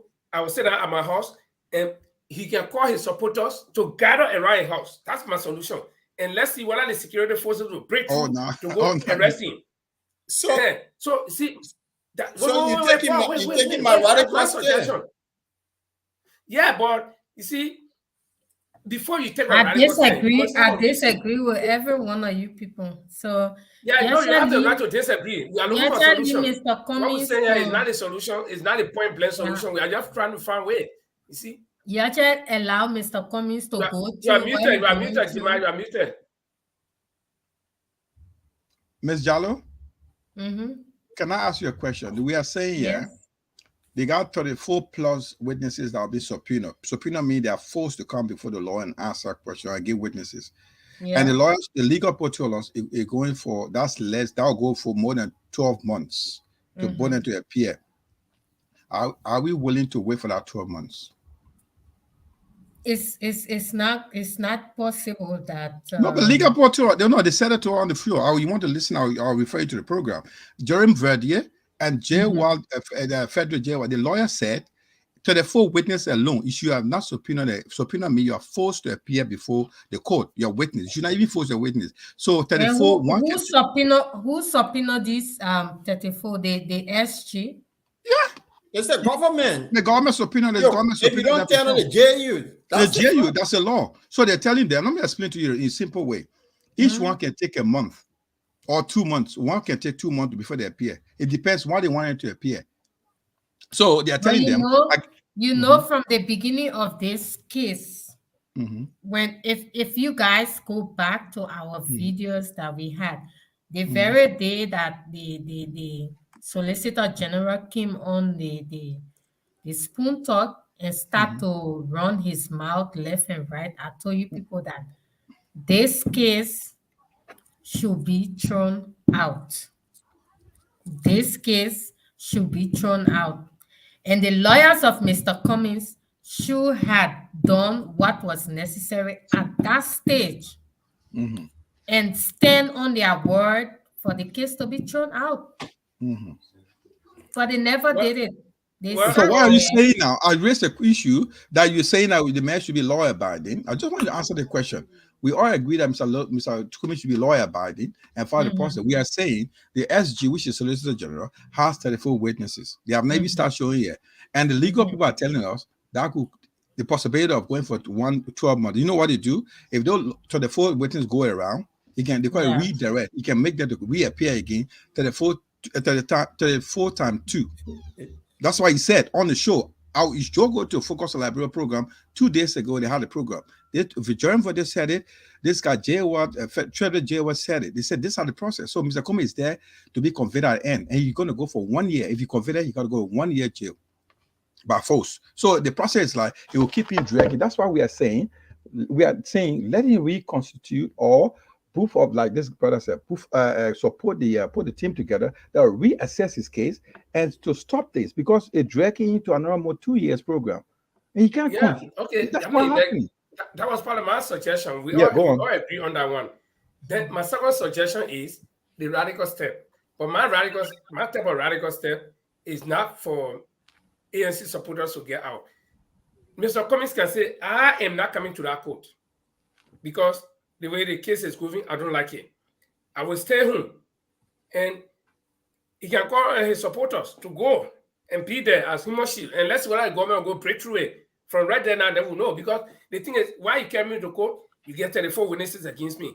Okay? You carry me to court.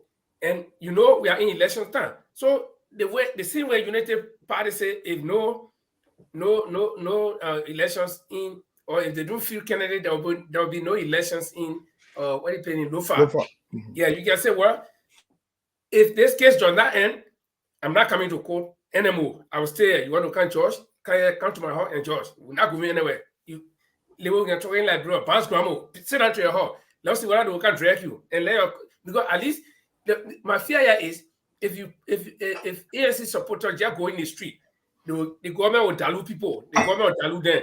People will carry spear, other things, start choking people. They say, hey, come in. Because they don't know where to get him. That you're making the thing here to drag on, to be honest, because they're kind of putting fear in people. The government will do this. That's why it's dragging. Listen to this. This is a man the people want to put in trouble. The people want to put this man in trouble. But he already in trouble. He going to court. So what do you mean by he's in court already? So what do you expect? He will be convicted. Okay. He's in court. Tell me. They're dragging there. Tell me. The gravity of this case and the gravity of treason. Which one is heavier? Where Mr. Cummings supporter will go in the street and start fighting and somebody die, and they say Mr. Cummings incited people to go and kill people, or they burn property. So when Joseph Barker said when no election in Norfolk County, no, listen. When no senatorial election in Norfolk County, there will be no election. What was that? That evoking that was a threat. That threat. That's threat. But did somebody die? No. So why they can't convey it on did somebody get right? Or no, I can say, Paul, I'll slap you. Go and sue me if I say I'll slap you. But this is the point. But they'll ask you, did they slap you? So that's when how they call this ball. Mini Parker Dumois Ross said, "Don't give me rest, give me AK-47." What did they anyone for him? Did he get somebody AK-47? Yeah, but what they did to him, they investigated, they detain him and they free him. But if Many Parker Dumois had physical AK and start shooting people or causing damage, what would have happened to him? What we're trying to say here is by putting fear in. You see, when people call for how they call it June 6th protest, it was the same thing. The government was saying, "Oh, there'll be violence." People have the right to protest. That's their legal right. So why you keep thinking it? But the people that are going to protest, do you read their mind? Okay. The June 7 protest, there were people there who listen to this. Can I suggest something? I want you to get this picture clear. This thing about fear. That's why when Mr. Cummings, listen to me. Way in Liberian protest, there is no way you can. You must say 1979, the Rest Riot. Did they tell people to go Bristol? No, the Rest Riot it broke stores. Okay, every protest that we are seeing in Liberia, even on university campus, they put black car. And not all protests, not true. Paul was not around during 1979 protest. He was he was in Russia. It's not true. Listen, Liver, can I? A group of women that protested.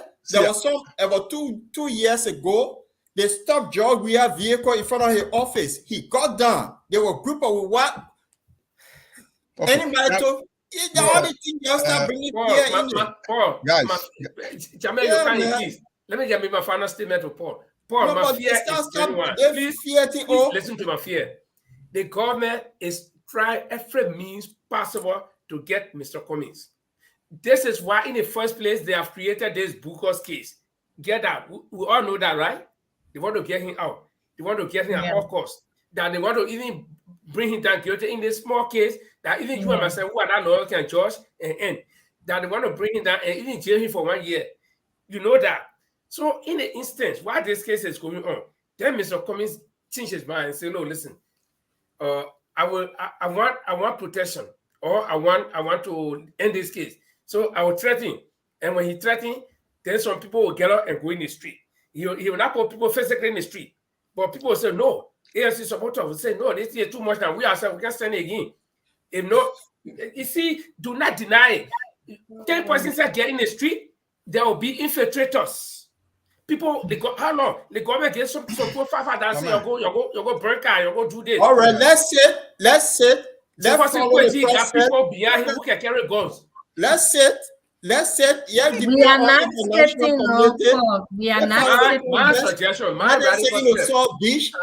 I've already I agree with you. Said it on the show. My radical step is Mr. Cummings say, "I am not going to quote anymore. Stay home. Let's see whether we can drag you from there." Your suggestion also is not. What made you think people can't penetrate a group that will go surround your house? That one a different thing. No, not the same thing. No, it's not the same thing. Okay, Can I have something? But you just going against your own decision. You're saying you're sounding peaceful. You're telling us that you don't want. I said my radical No, but that's denying court procedure. Then you go to jail. You can't. You cannot deny court order. You have to go to court. Why can't you deny court order? You are saying that we should be peaceful and law abiding. Why stay home? You don't want to go and attend court proceeding. Let's follow. Because the proceeding is not good. Again, I think the best thing we can do is what Mr. Cummings is doing. Okay. Mr. Cummings is following them wherever way. Oh yeah. All the evidence against. Paul, wait. Let me end this here because even when I talk about Mr. Cummings saying Paul don't like it, he keeps Paul, what you want? Tell me straight up. What do you think we can do? I mean, Mr. Cummings. Paul is angry. Paul is angry. You see the group that we're dealing with in government? Yeah. Under 12 years, they held a gift Ellen Johnson. There was a very people that talk to the street every minute. They know the game more than you. Listen, you say, I'm going to tell you. They know the game more than you. They know the game more than you. Continue. And they know the game they know is the game they're afraid of. So if you get the thing clear, the game they know well, that's the game they're afraid of. Because what they did to Ellen, they want people to do it to them. And I can call the thing short. Oh, it was 2018. I mean, 2017, the end of 2017. There's something happened in Liberia. There were 2 days compulsory holiday from the Market Association. What they did, and listen to this, they didn't put nobody on the street, but they said to all the marketeers, if you open your store today, something happened. 2 days, it was closed. Eddie had to come down to succumb to them. Their group in power, the thing they're afraid of mass protest, and that is the truth. You don't want to hear it, they're afraid of it. You know what? Who you don't even send nobody, the fact is that you tell them, say, there will be a mass protest if this nonsense don't stop. They will start calling Air Force. They start calling everybody, oh, there will be war. It will be there. So wait, Paul, I want to ask you. Things you tell them exactly. If this nonsense don't stop, there will be a mass protest. You're not telling people to come. You're giving them warning. Paul, where are we heading when it's something that is going to continue to happen from one government to another? Because you are saying that this group that is in power right now was the same group that was destabilizing Ellen government. So they didn't destabilize every government. They will keep threatening any government with yes, that's what I'm saying. What is the precedent that we are setting when we keep repeating the same old thing over and over? If Mr. Cummings come out or the ANC start to protest and doing this and doing that, tomorrow when we get in power and become the ruling party, what do you expect? The ones that are in opposition are going to say, oh, this is what they were doing before, and this is what we're going to do too. How long is democracy in Liberia? No, it's not going to be okay. We can't continue repeating the same old thing. We should learn from the past and do what is right. Let's allow the process to continue going the way it's going. Our standard bearer is being very respectful. And he's going through all the nonsense and conspiracy and the lies. Everything is showing out. The people of Liberia know very well that they are just trying to conspire against this man to stop him from competing in the presidential election, which of course they have no power and they can never stop him. That's what I want to say. Let's just keep calm and do not suggest anything like this or that, except it is with regard. But what? Listen, says Andrew, what you are missing from our conversation is the system is not doing it right to him. The process they are putting into place is not right. Yes, we all know. You don't know. No, you don't know. The thing I want to tell you is that if they put a Google system together to convict you, you can get out of that. They definitely not. That's what I'm telling you. People are. We're not just in Liberia is a country that depend wholly and solely from the outside community. We don't have our own. We are not independent yet because of the Civil War that we went through, and because of that, we are completely, dependent on the it outside sound to world. me like the decision made in London, Paris, and other places. You are more no decision maker. You know what's going to happen tomorrow in Liberia in terms of international community. My sister, it doesn't work like that. Trust me. Those things you're talking, Jamel, don't feel too much like let's just allow ABC to go through this and let's see it. What I'm going to tell you is that you punishing the old man. This is not why it's never going to happen. Right Oh. now, they are even trying to see how to throw away that case. It's Chief that is getting them, but that case is going to be thrown away. We will not sit down and allow for ABC to be convicted or for his right to run in the presidential election come 2023 to be deprived. No, it's never going to happen. He is a standard bearer of a party. He's not only representing himself, he's representing thousands of Liberians that want change. That's what I want people to know. And the international community knows that very well. We had a peaceful protest the other time. It's okay. You're right, Andre. You're absolutely right. The 1,000 that he represented, including me, I will sit back. I will fold my hand. When they send him to South Beach, they will say, "Oh, let's not sit back because that's what you see logically." And folding our hands. Listen, can I ask one question? Probably I don't know something. Probably what we try to say here, the sister keep making a claim here. Sometimes you know something we don't know. With regard to the case been thrown out, can you give us some information if you mind? If I know something, I don't know anything. No, you're saying that the case will be thrown out of court. That's what you're saying to us. The case will be thrown out of court. Will be thrown out. But then you know something. Then you know something. You and I, we are on a political field every day. You saw where the Solicitor General and the Justice Minister are at loggerhead with regards to this case. Yeah. But then they brought the honorable the vice president back to testify. Because we demanded that he must be placed on the witness stand to testify. He's no ordinary. No, he got it wrong. He got it wrong. We did not demand for the old man to come and testify. I demanded that he must come and testify. Because if ABC can be dragged to court, he too must be dragged to court. But then, Andrea, you have this power now. Why can't you just demand that the case be dropped tomorrow so we can just move on? Yeah, I'm always using my voice. That's why I use my voice. I always say things. I think, Andres, I think we've all given our suggestions and we've that's nice. Stressed out all of the things we feel necessary on this topic. You use your voice. That's all we can do. At the end of the day, what I see two things happening, which I hope one of them will not happen. Okay, the two things I see happening is that the case, people might see reason to throw this case out, or else at the end of the day, it may or will resort to what the radical stance that we all talk about. And we don't want that to happen. We don't want it to happen. Yeah, no, we're not. But I'm saying that's why I say it may. And so there is absolutely nothing we can do about this case right now. All we can do is to discuss. But then let's see. Paul, I do see some of the comments here. The only comment I see is where somebody said rape. We should talk about rape and whether rape should be punishable by life imprisonment or death penalty.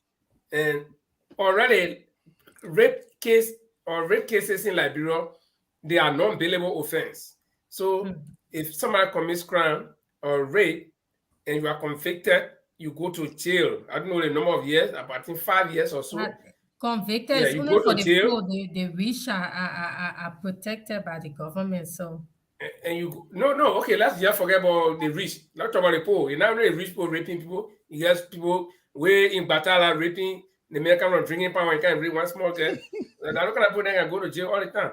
So yeah, that was saying these are the ones that go to jail, but the ones who are influential and powerful, they protect them. That's it. So the question is whether these people should be incarcerated for life imprisonment, or they should be killed. But I don't think, yeah, Paul, the viewers comment, I don't see it. It's not showing on the comment poll here. I've made two viewers comments here. The first one is what I'm reading, and the second one. Okay, and it's the same commenter who posted this. But Paul, is there's a way that you can pull on the board, you can pull it on the board, you can read it for us. Probably you are logged onto another device. I'm logged on the Facebook here, but I don't even see any comments there. I'm logged on the Facebook on the same computer.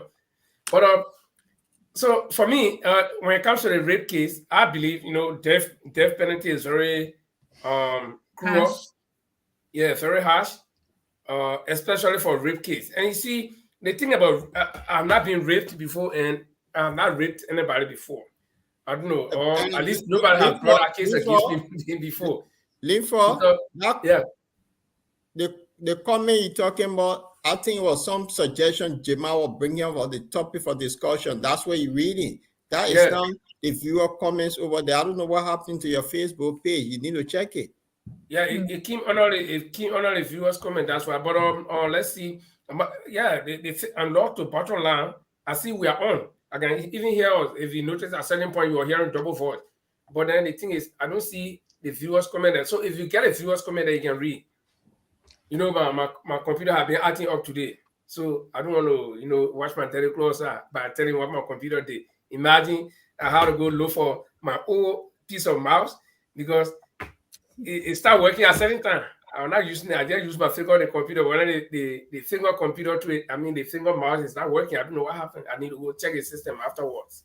Yeah, but like I was saying about the rape case, rape cases are very, very difficult to decide, because the reason I'm saying this is that some women, the moment a woman comes out and say, "Oh, they raped me," okay, the law will go in, and the first victim will look at is a woman. They will not even know circumstances. Some women, they will agree, they will be friendly with you, they will even entice you, maybe you take them to your house when something happened, and for some reason they will come and say, "You raped me." And when they do DNA test, they find out that you really touched them. Fine. I will give you a sample. In Norway, in 2001, I have just come to Norway. So we're in a asylum camp, and our bosses said we should go to one party. We're three Africans, one of my other friend from Liberia and the other boy from Togo. We went to this program way somewhere to the East Coast, to the West Coast. In this program, I met a girl. I don't know this girl from nowhere. But because the girl wanted to revenge on her boyfriend, she started doing all kinds of things to me. And you will not believe how the girl tortured me mentally. In a whole dance, we were in a dance, that girl hijacked me and laid me on the wall. I was like, "Leave me, I don't know you." She said, "I know you. My boyfriend sent you to come and check on me." I said, "I don't know you." She forced me. We went outside, was saying that, just trying to convince her. We sat down, to make long story short, we sat down on the side, we were talking. And, guess what the girl did? The girl started doing all kind of things to my trousers and things. So I said, okay, saying doing anything. I just put my hand on the girl's breast. And guess what the girl said? She said, "Now you are denied that my boyfriend did not send you. I know you don't know my boyfriend. You say you don't live here. I believe you. But I just wanted to hurt my boyfriend feeling with you. But now that you have touched my breast, I'll call the police and I'll tell the police that you tried to rape me." Can you imagine? So I laid that flat right to the poster in front of this guy. I said, "I beg you, don't do this." The girl said, "On one condition." I said, "What?" She said, "Give me your phone." I didn't get my cell phone. She was calling. That I couldn't even understand Norwegian word. She was calling. I thought she was calling the police. So my friend, my Ladron friend, my Togolese friend, out there, I said, "Gentlemen," I said, "Jiba, I'm finished. I can't go to jail." Then my Togolese friend said, "Hey, my man, just wait. You don't know why the guy is calling." All of a sudden, the taxi came around 2:00 in the morning. The taxi came. She said, "Get in the taxi." I was a slave in this girl here. I got in the taxi. We drove. We got to her house. And what she did, she said, "Get out, come in my house." We went in the girl house. That's her nurse. Girl, we went to school in England. She showed me everything that she got. You see that BMW is my car, blah. She said, "I just wanted to bring you to my house. That's why I put you under duress. Because if I said, let's go to my house, you start questioning me, you start doing all kinds of things." Okay? So I was in that girl hand. And at the end of the day, I had to leave and come home. So you see, rape cases are sometimes very difficult to determine. So for you to grab somebody and kill them for a rape case, I wouldn't suggest that anybody should be killed for a rape case. Okay. We are having echo. Somebody is playing back.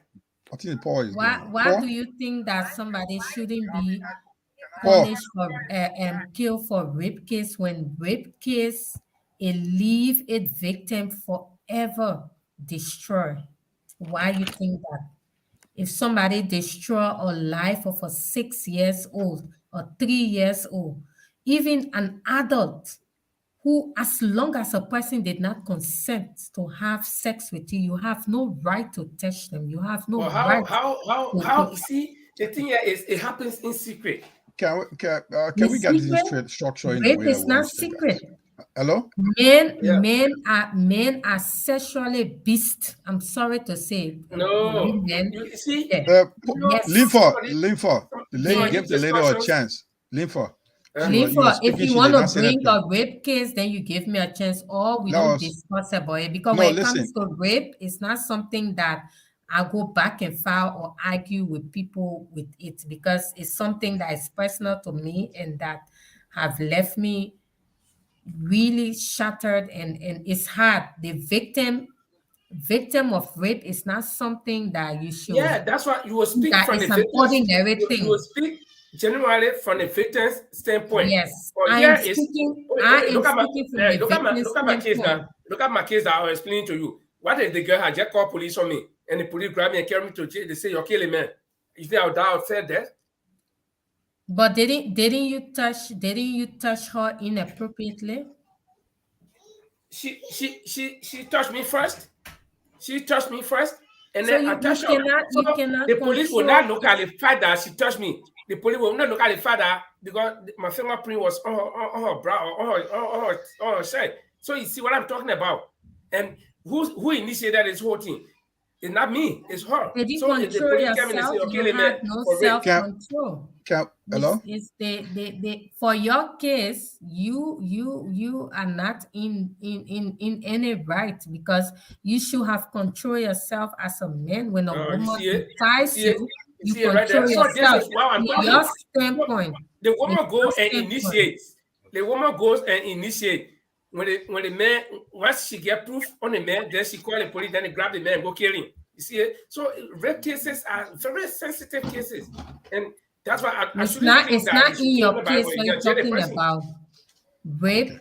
Linford, rape is real. You will never know. I'm not saying that I rape is never not real, wish. but most cases I people never lie wish that on any, even my worst enemy. I would never wish that on them, because it's something that it's only God that can heal that person, the victim.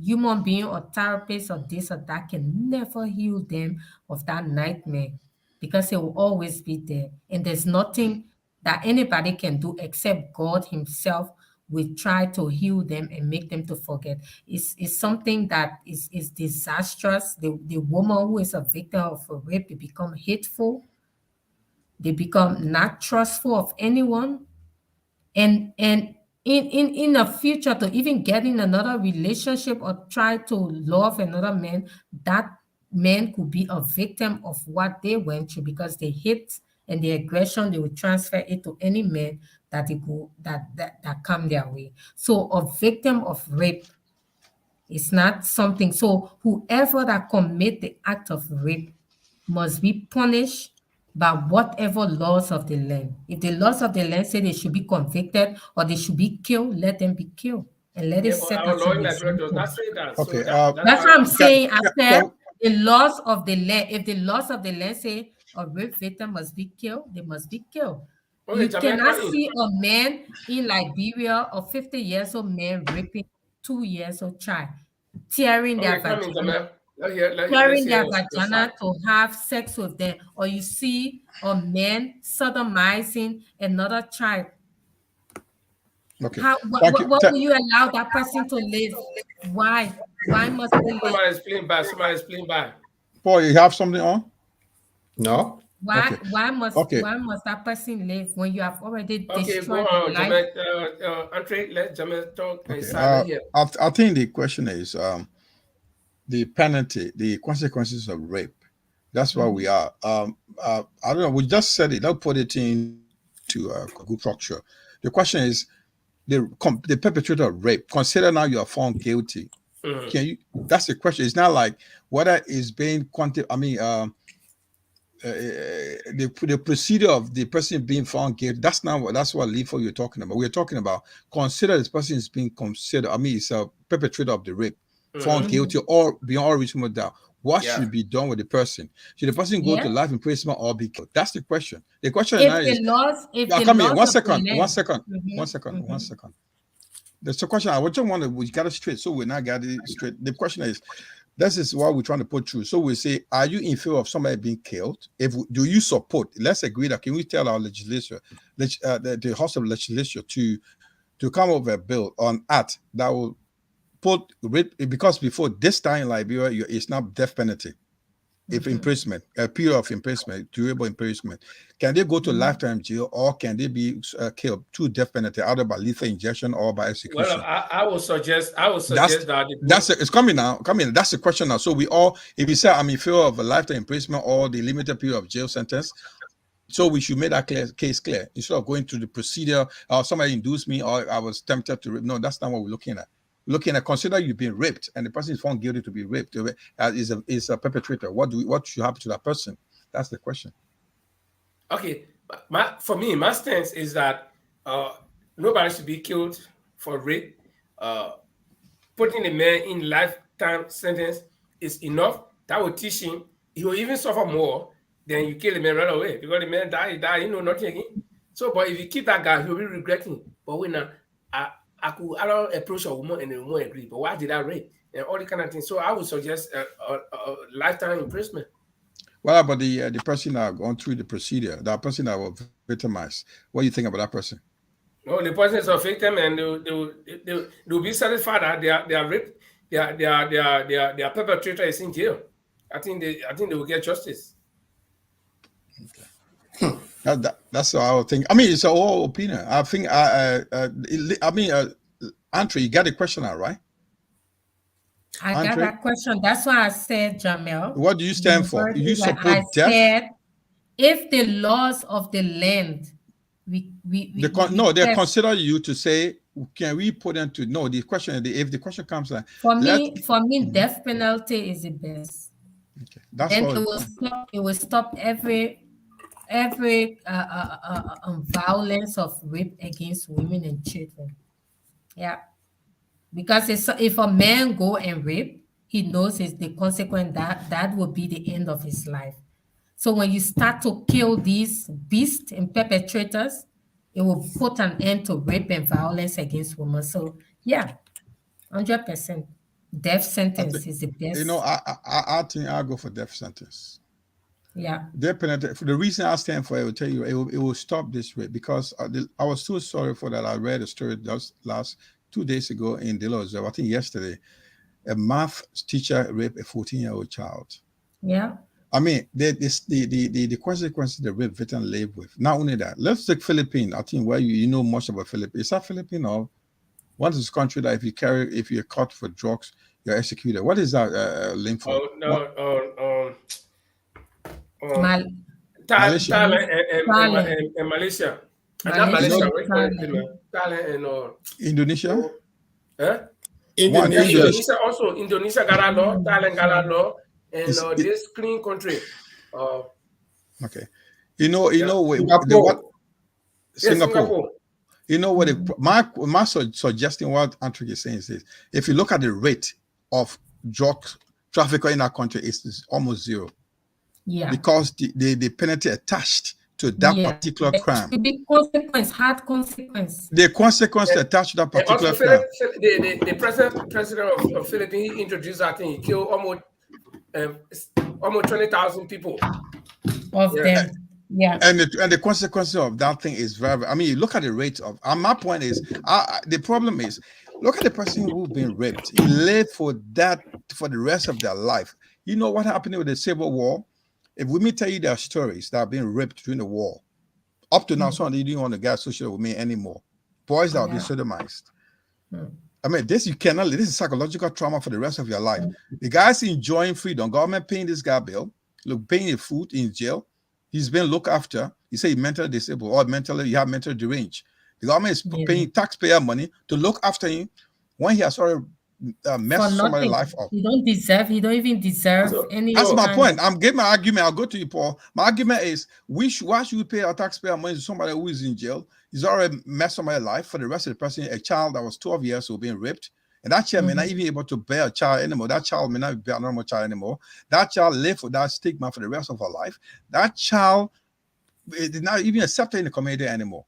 So what about you? You be taken to jail. You be treated for 5 years. You be, let's put you for rehabilitate and put you out on the street. Then you see the community, the perpetrator passing by, the person raped him. How do you feel? Yeah. I'll tell you a story what happened when I was in Holland. I was living there.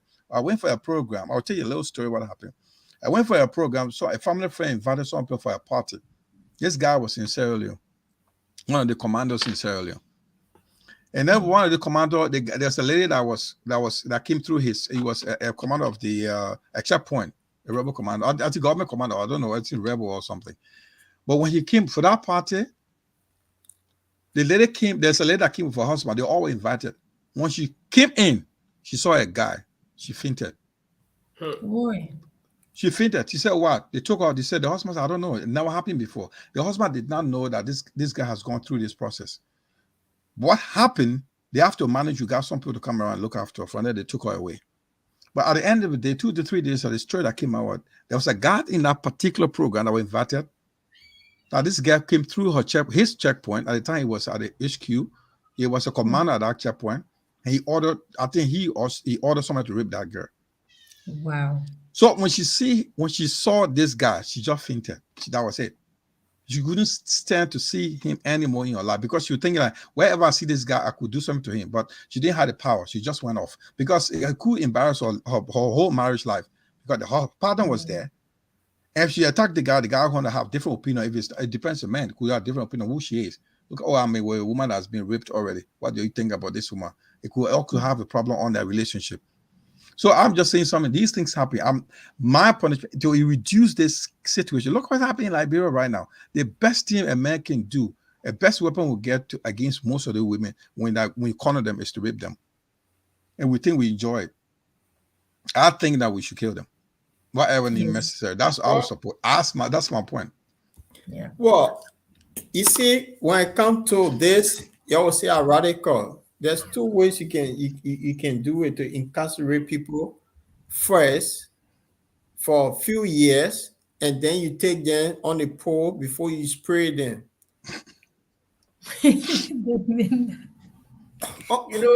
Everything has effect.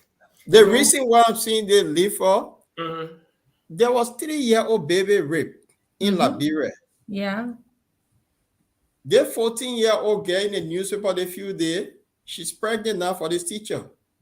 Look at that. And the family was trying to polish it that, don't spoil the school name and all that nonsense. That the kids from SOS? That's what I'm saying. So that those kind of people, you first put them somewhere that people can see display of these people. The way you start cutting them first before you spray them will teach other men chance that this will not happen again. Yeah. I mean, we have to. We're talking about people living with trauma. Huh? Well, people living with trauma. And every time I hear, like, when you use the word to spray the people, I get sick. Because 2 times I've seen this in my life. The first time was when we were small boys. But man, see, the man, he want me to todo. When I say, yeah, 1982. Come up with all of these. They took these 13 government officials and 30 people who were sending them small children were playing football, writing information. Yeah, we read. But we need to go see the people, man. They shooting the people who were living, who were talking.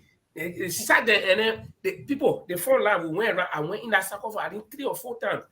That thing followed me until now. During the wartime, I lived across the land. I also saw it. So somebody can bring trauma. No, but you can get that, Paul. You can get a lethal injection. You don't have to kill them by gun. Yeah. You can use Wait a minute. Let me learn my thing. You're stop doing this thing to me. So. Yeah. You can teach, in Singapore, there's something if you chewing gum and put it on the street, what they do, and they take you on the pole and lock you. They whip you good, then they put you in prison. You must teach people example of how and live for us. Don't make it. They think it's simple. So they may well go rape 13-year-old or 3-year-old child. The thing that rape that 3-year-old child, you pull rope to it and latch it in front of people, they see it before you spray this person. That's simple. Why are you making a thing long? When people see example, they will not do it again. You will say in America, they got death penalty. People can stay. Some people brave to die. Not Western thing yet because you're making some people brave to die. Some guy will say, "I'll do it. Okay, let me die." But you set the example. The bottom line is you set the example. Exactly. Yeah, you set the example. There's a consequence. If you kept them in jail, say they found guilty, you kept them in jail for a month. Every Saturday they come or you display them by whipping them. Okay. That you sending message to people say this is where you go. Every one of our suggestions, I agree. I mean, these are just suggestions. Our lawmakers can have the final say. But the thing here is, the other thing I will fight for is the legal process. Because Jamel said we should just answer the question based on the man have been convicted already. But the legal process of convicting this person, because we're in a country that many things can happen. Okay, somebody will just cry, "Whoa!" Before 2000, after I've not gone to library for 14 years, so I'll go to library in 2014, and then somebody asked me strongly. They said, "My man, when you go in that country, be careful with the women, because some girl will just shake your hand and say, 'Oh, the man want to rape me.'" So I remember our honor complete duress when I got to that place. Even my old girlfriend, I was scared to talk to them. So I remember I went to the port to get my car. That afternoon, I passed on early campus. I also meet somebody. I didn't see the guy, so I was coming right down the City Hall. I saw this beautiful girl. She was stopping the car because you can take people in the car. I was scared. So when I took a girl, she went to come in front. I said, "No, Frank, please sit to the back." My friend was sitting down to the front. She said, "But where your friend?" I said, "You come later." So we're going. And in my heart, I was praying that I should find other people that I will take. Luckily for me, right to Agriculture Ministry, I saw 3 other guys, and that was a blessing. I took this guy, the 3 guys I took. One of them was mechanic. We were driving the car, bouncing the hole, the tire balls. One of those guys was in a car. He didn't need to know that I'm going to spare tire in the pipe. So you see, at least that kind of thing, the trauma is there. Someone will just start killing people for rape. One girl who don't like Jamal can say, "Oh, the man raped me." I'm not. So you're dragging it. We're not looking at the process. We are like the government have to. We are not looking at the process. You will not be able to institute that kind of capital punishment without a good process. Yeah, but listen, the process will be in place. Consider the process in place. Consider they have gone through the right process. No, listen. In America, in America, the punishment we all agree to. The punishment is the last stage. But how do you arrive at this punishment? So it will be in place. But that's the process he's talking about. That's what I'm saying. You don't understand it. Listen now. Before they put anybody to death penalty in America, it go through the right. It takes 10 years before they go through the death penalty because they have to go. They have to exhaust every effort to make sure that the all procedure, all lines have been covered. So they don't just go and kill you. We are not saying consider. In Liberia, you don't have that mechanism. No, that's why we say we put in place. Justice in Liberia. No, don't keep the conversation longer. We are saying that consider that whole place, the mechanism in place, the procedures are in place, everything is in place. The perpetrator, consider you are guilty, and all right, guilty. That's what we are saying.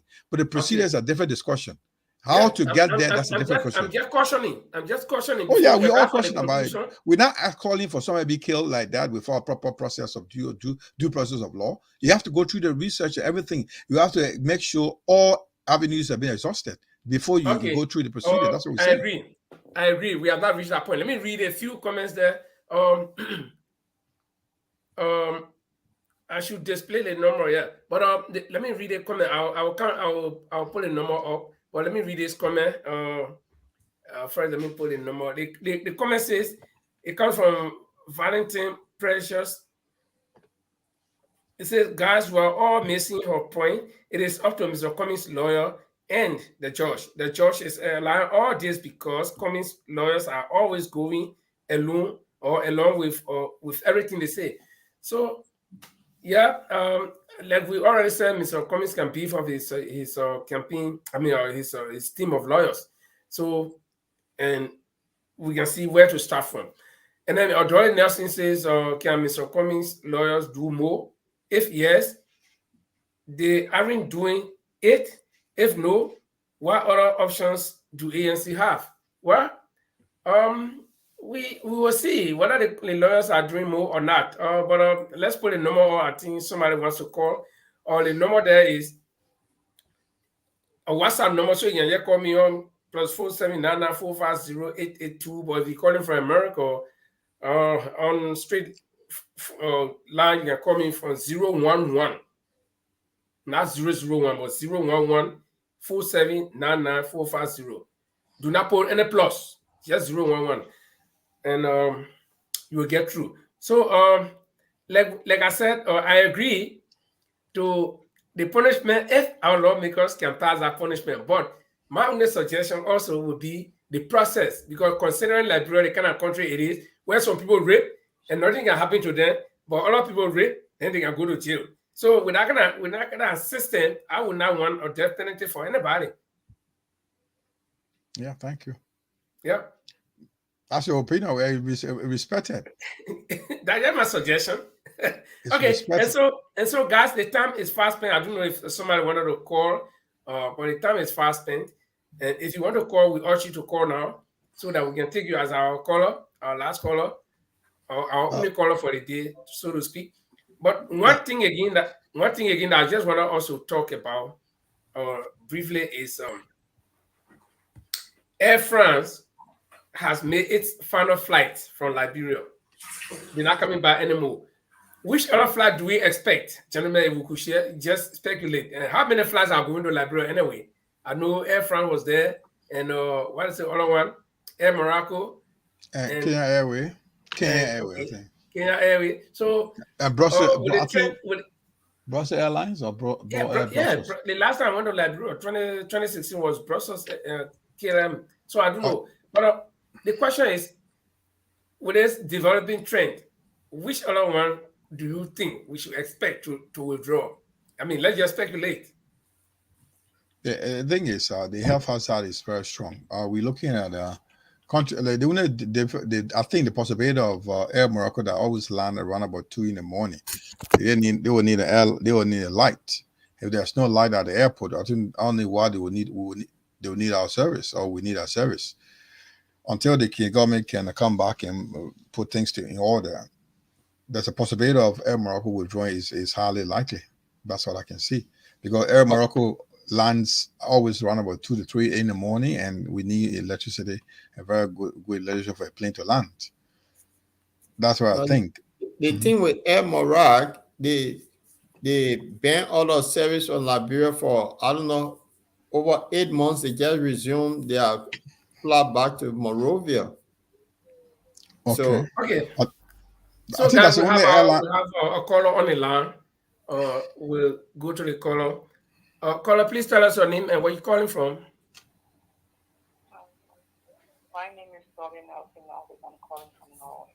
Okay, you gotta talk a little bit louder. This is Dolly Nelson Nervik. Dolly Nelson Nervik from Norway. Okay. And you want to contribute. What specifically do you want to talk about? Actually, sorry, you guys have gone onto another subject, but I was calling mainly concerning this rape situation and some of the stories you were giving and what you said about what happened. Mm-hmm. And I just wanted to clarify things so people that are listening to what you say concerning what happened to you in Norway. Yeah. Now, what happened in Norway, most of the immigrants that came to Norway, which is not their fault, because where they came from, they believe if somebody fights with you, then it means the person wants to have sex with you. Mm-hmm. You were not the only person who had the problem in Norway, and which I know you know that. Mm-hmm. So a lot of immigrants that came there, so the men took advantage of those. This is what the Norwegians are. This is what the Norwegians are. They go out, they drink, they become very friendly, very excited, mm-hmm. and people think they want sex, and so they go and start touching them inappropriately. Of course, that for them is harassment, and so that's what they are trained to. They are trained that their body should be protected. You have no right to touch them. And if you even touch her and she say no, she means you should stop. Mm-hmm. But most immigrants that came to Norway did not understand that word. When woman say no, she means for you to stop. Mm-hmm. And so most people have that problem. So Norwegian will not go to drama. She won't ask she has sex with you. You don't go to drama. She don't say, I want to fool you and this one. Now, let's come back to the situation with Angie and what you keep on saying, that people who know just and say you want to rape me. No. You dream I used to say the women in Liberia or the women around the world just start shouting rape. No, that's not what happened.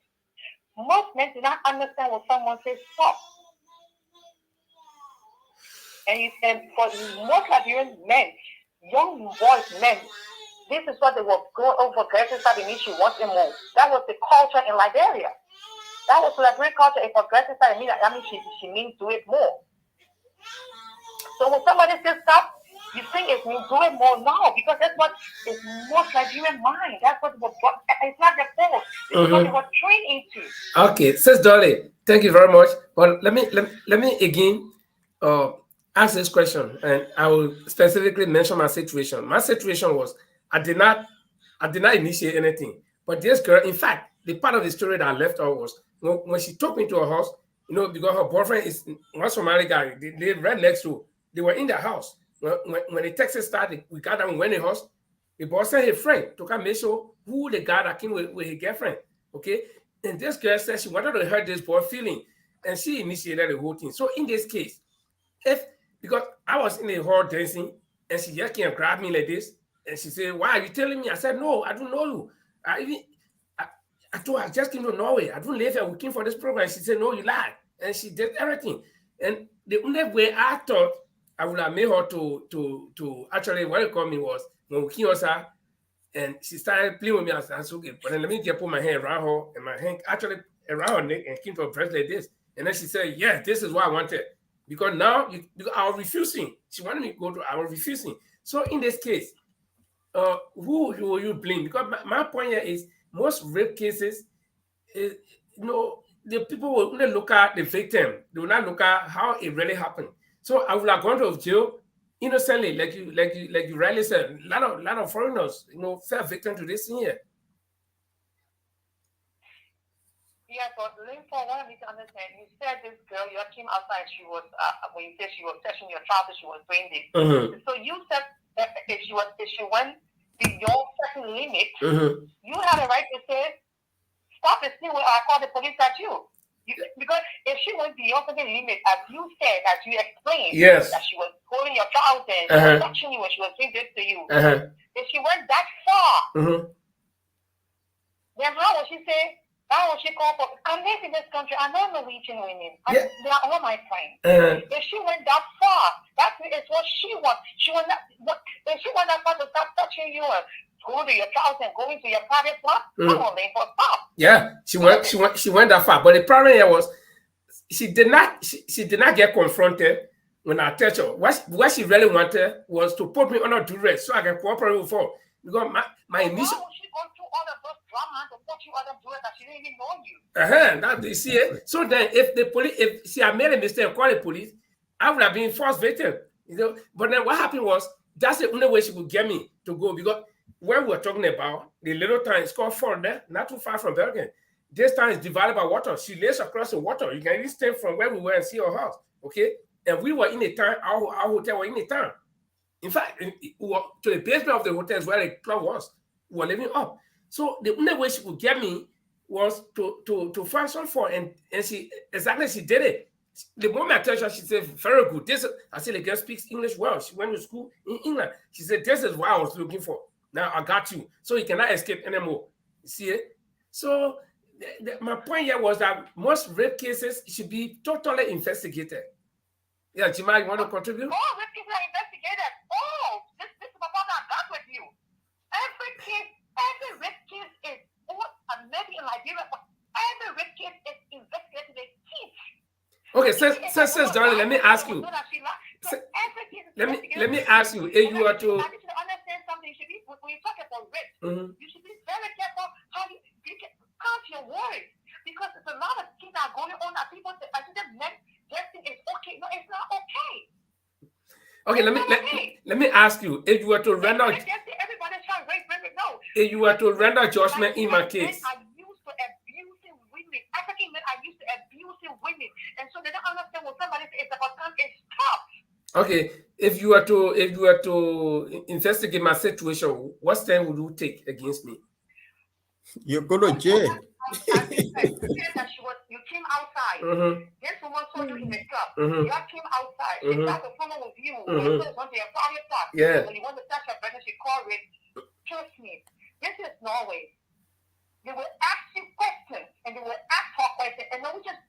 I would say Norwegians have the way, but they are bad at lying. They are very bad when it comes to lying. Yo, no, some of them can lie. Some of them can very lie. But talk the truth. She was there at the people in the couple have seen it. There were people witnesses around. Your friends were there. People were around. I saw what happened. So they won't get there. This is Norway. I live in this country. Don't get me wrong. Don't say that. They will investigate for the teach. When it comes to lie, they can lie. You see, let me tell you. Everybody lies. Yeah. Everybody lies. Yeah. Everybody lies. They will lie. The point I want to get to you is that you should count your words, and when you say things about it, be careful how you say things when it comes to it. Be careful. You didn't just say because somebody did and they shut up. No. This is an ongoing situation in Nigeria. No, I'm not denying rape. I'm not denying rape. I know rape do exist. No. You see, I will give you an example. Or maybe most of you guys in the channel may have known. There was this Norwegian girl who went to Dubai. Because in Norway, the children are trained from the word go. Even if you walk into the room, even if you undress and you say no, she should stop. This is the system. This is what they were brought up with. Even if she undressed and lie on the bed and she said no, you stop. Because she says no. So you can't say because she touched you, even if that girl undressed, has gone to you to your house, undressed, and lie and she said no, I changed my mind. You still don't have the right to go in her and she said no, she mean no.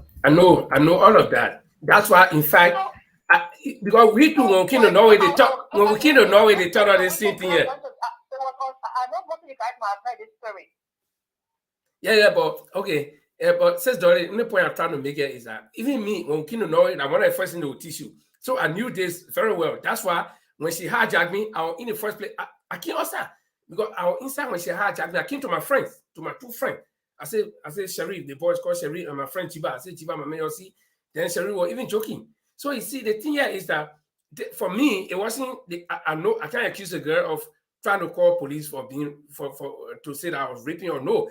What she wanted was my cooperation, but since she felt that I was not cooperating with her, so she wanted a little point on me, to just get me, and that's why she told me. Okay. Now, but thanks for calling, and we'll be very careful. We Liberian men because we our needs poor, like all of men. No. It's that people should learn. This is a fact. People should understand. She try to respect a woman, a girl. When she says no, she means no. You have no right over anybody's body. Even if this woman is your wife, you have no right. When she said no, she means no. This is the thing that it's not in Africa alone. Even these other people, these are things they do, and the thing is normal. It's not normal. It's not okay. People walking down the street, that's harassment. Okay. It's wrong. Okay. You make the person feel uncomfortable. Thanks a lot. And that's a woman speaking, and I think she knows what they feel when people approach them the wrong way. So I don't know how it feels for a woman. I'm not a woman, so I don't know. But I think I should take your advice into consideration. And like all of men, we should now know how. Even if the woman smiles in front of you, try to turn your face on the other side and go. And some of us got many stories. Some of the stories we will tell you. You know that sometimes women are the cause, but it's not easy to defend ourselves. That's why I say, men. There you go again. Women are the cause. There you go Sometimes. again. There you go again, Linford. I agree. Thank you. Let's make our different day topic, and we'll discuss. And it was nice talking. Anyway, you guys take care. Okay, thanks a lot. And like I said, that's a woman talking, so we should consider her feeling. They know how it feels when these things happen. And in any case, let me make this clear to all women.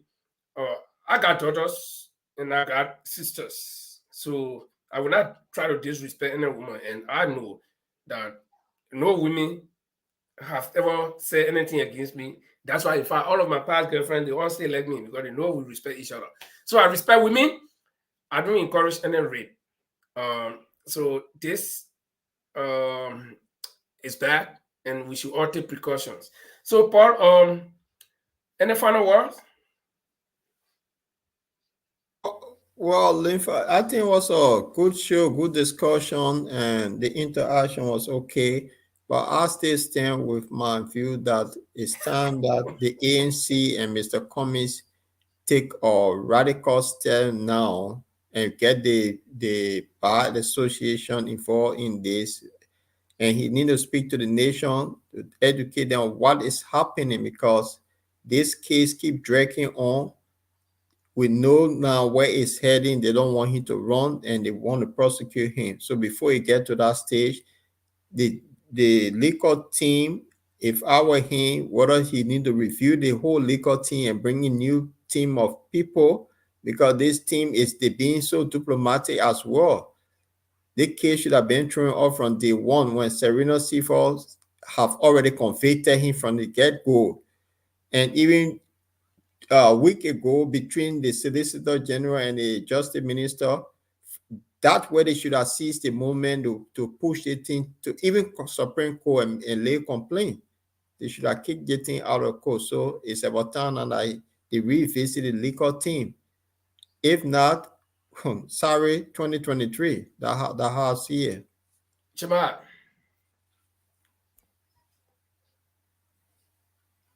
You are muted.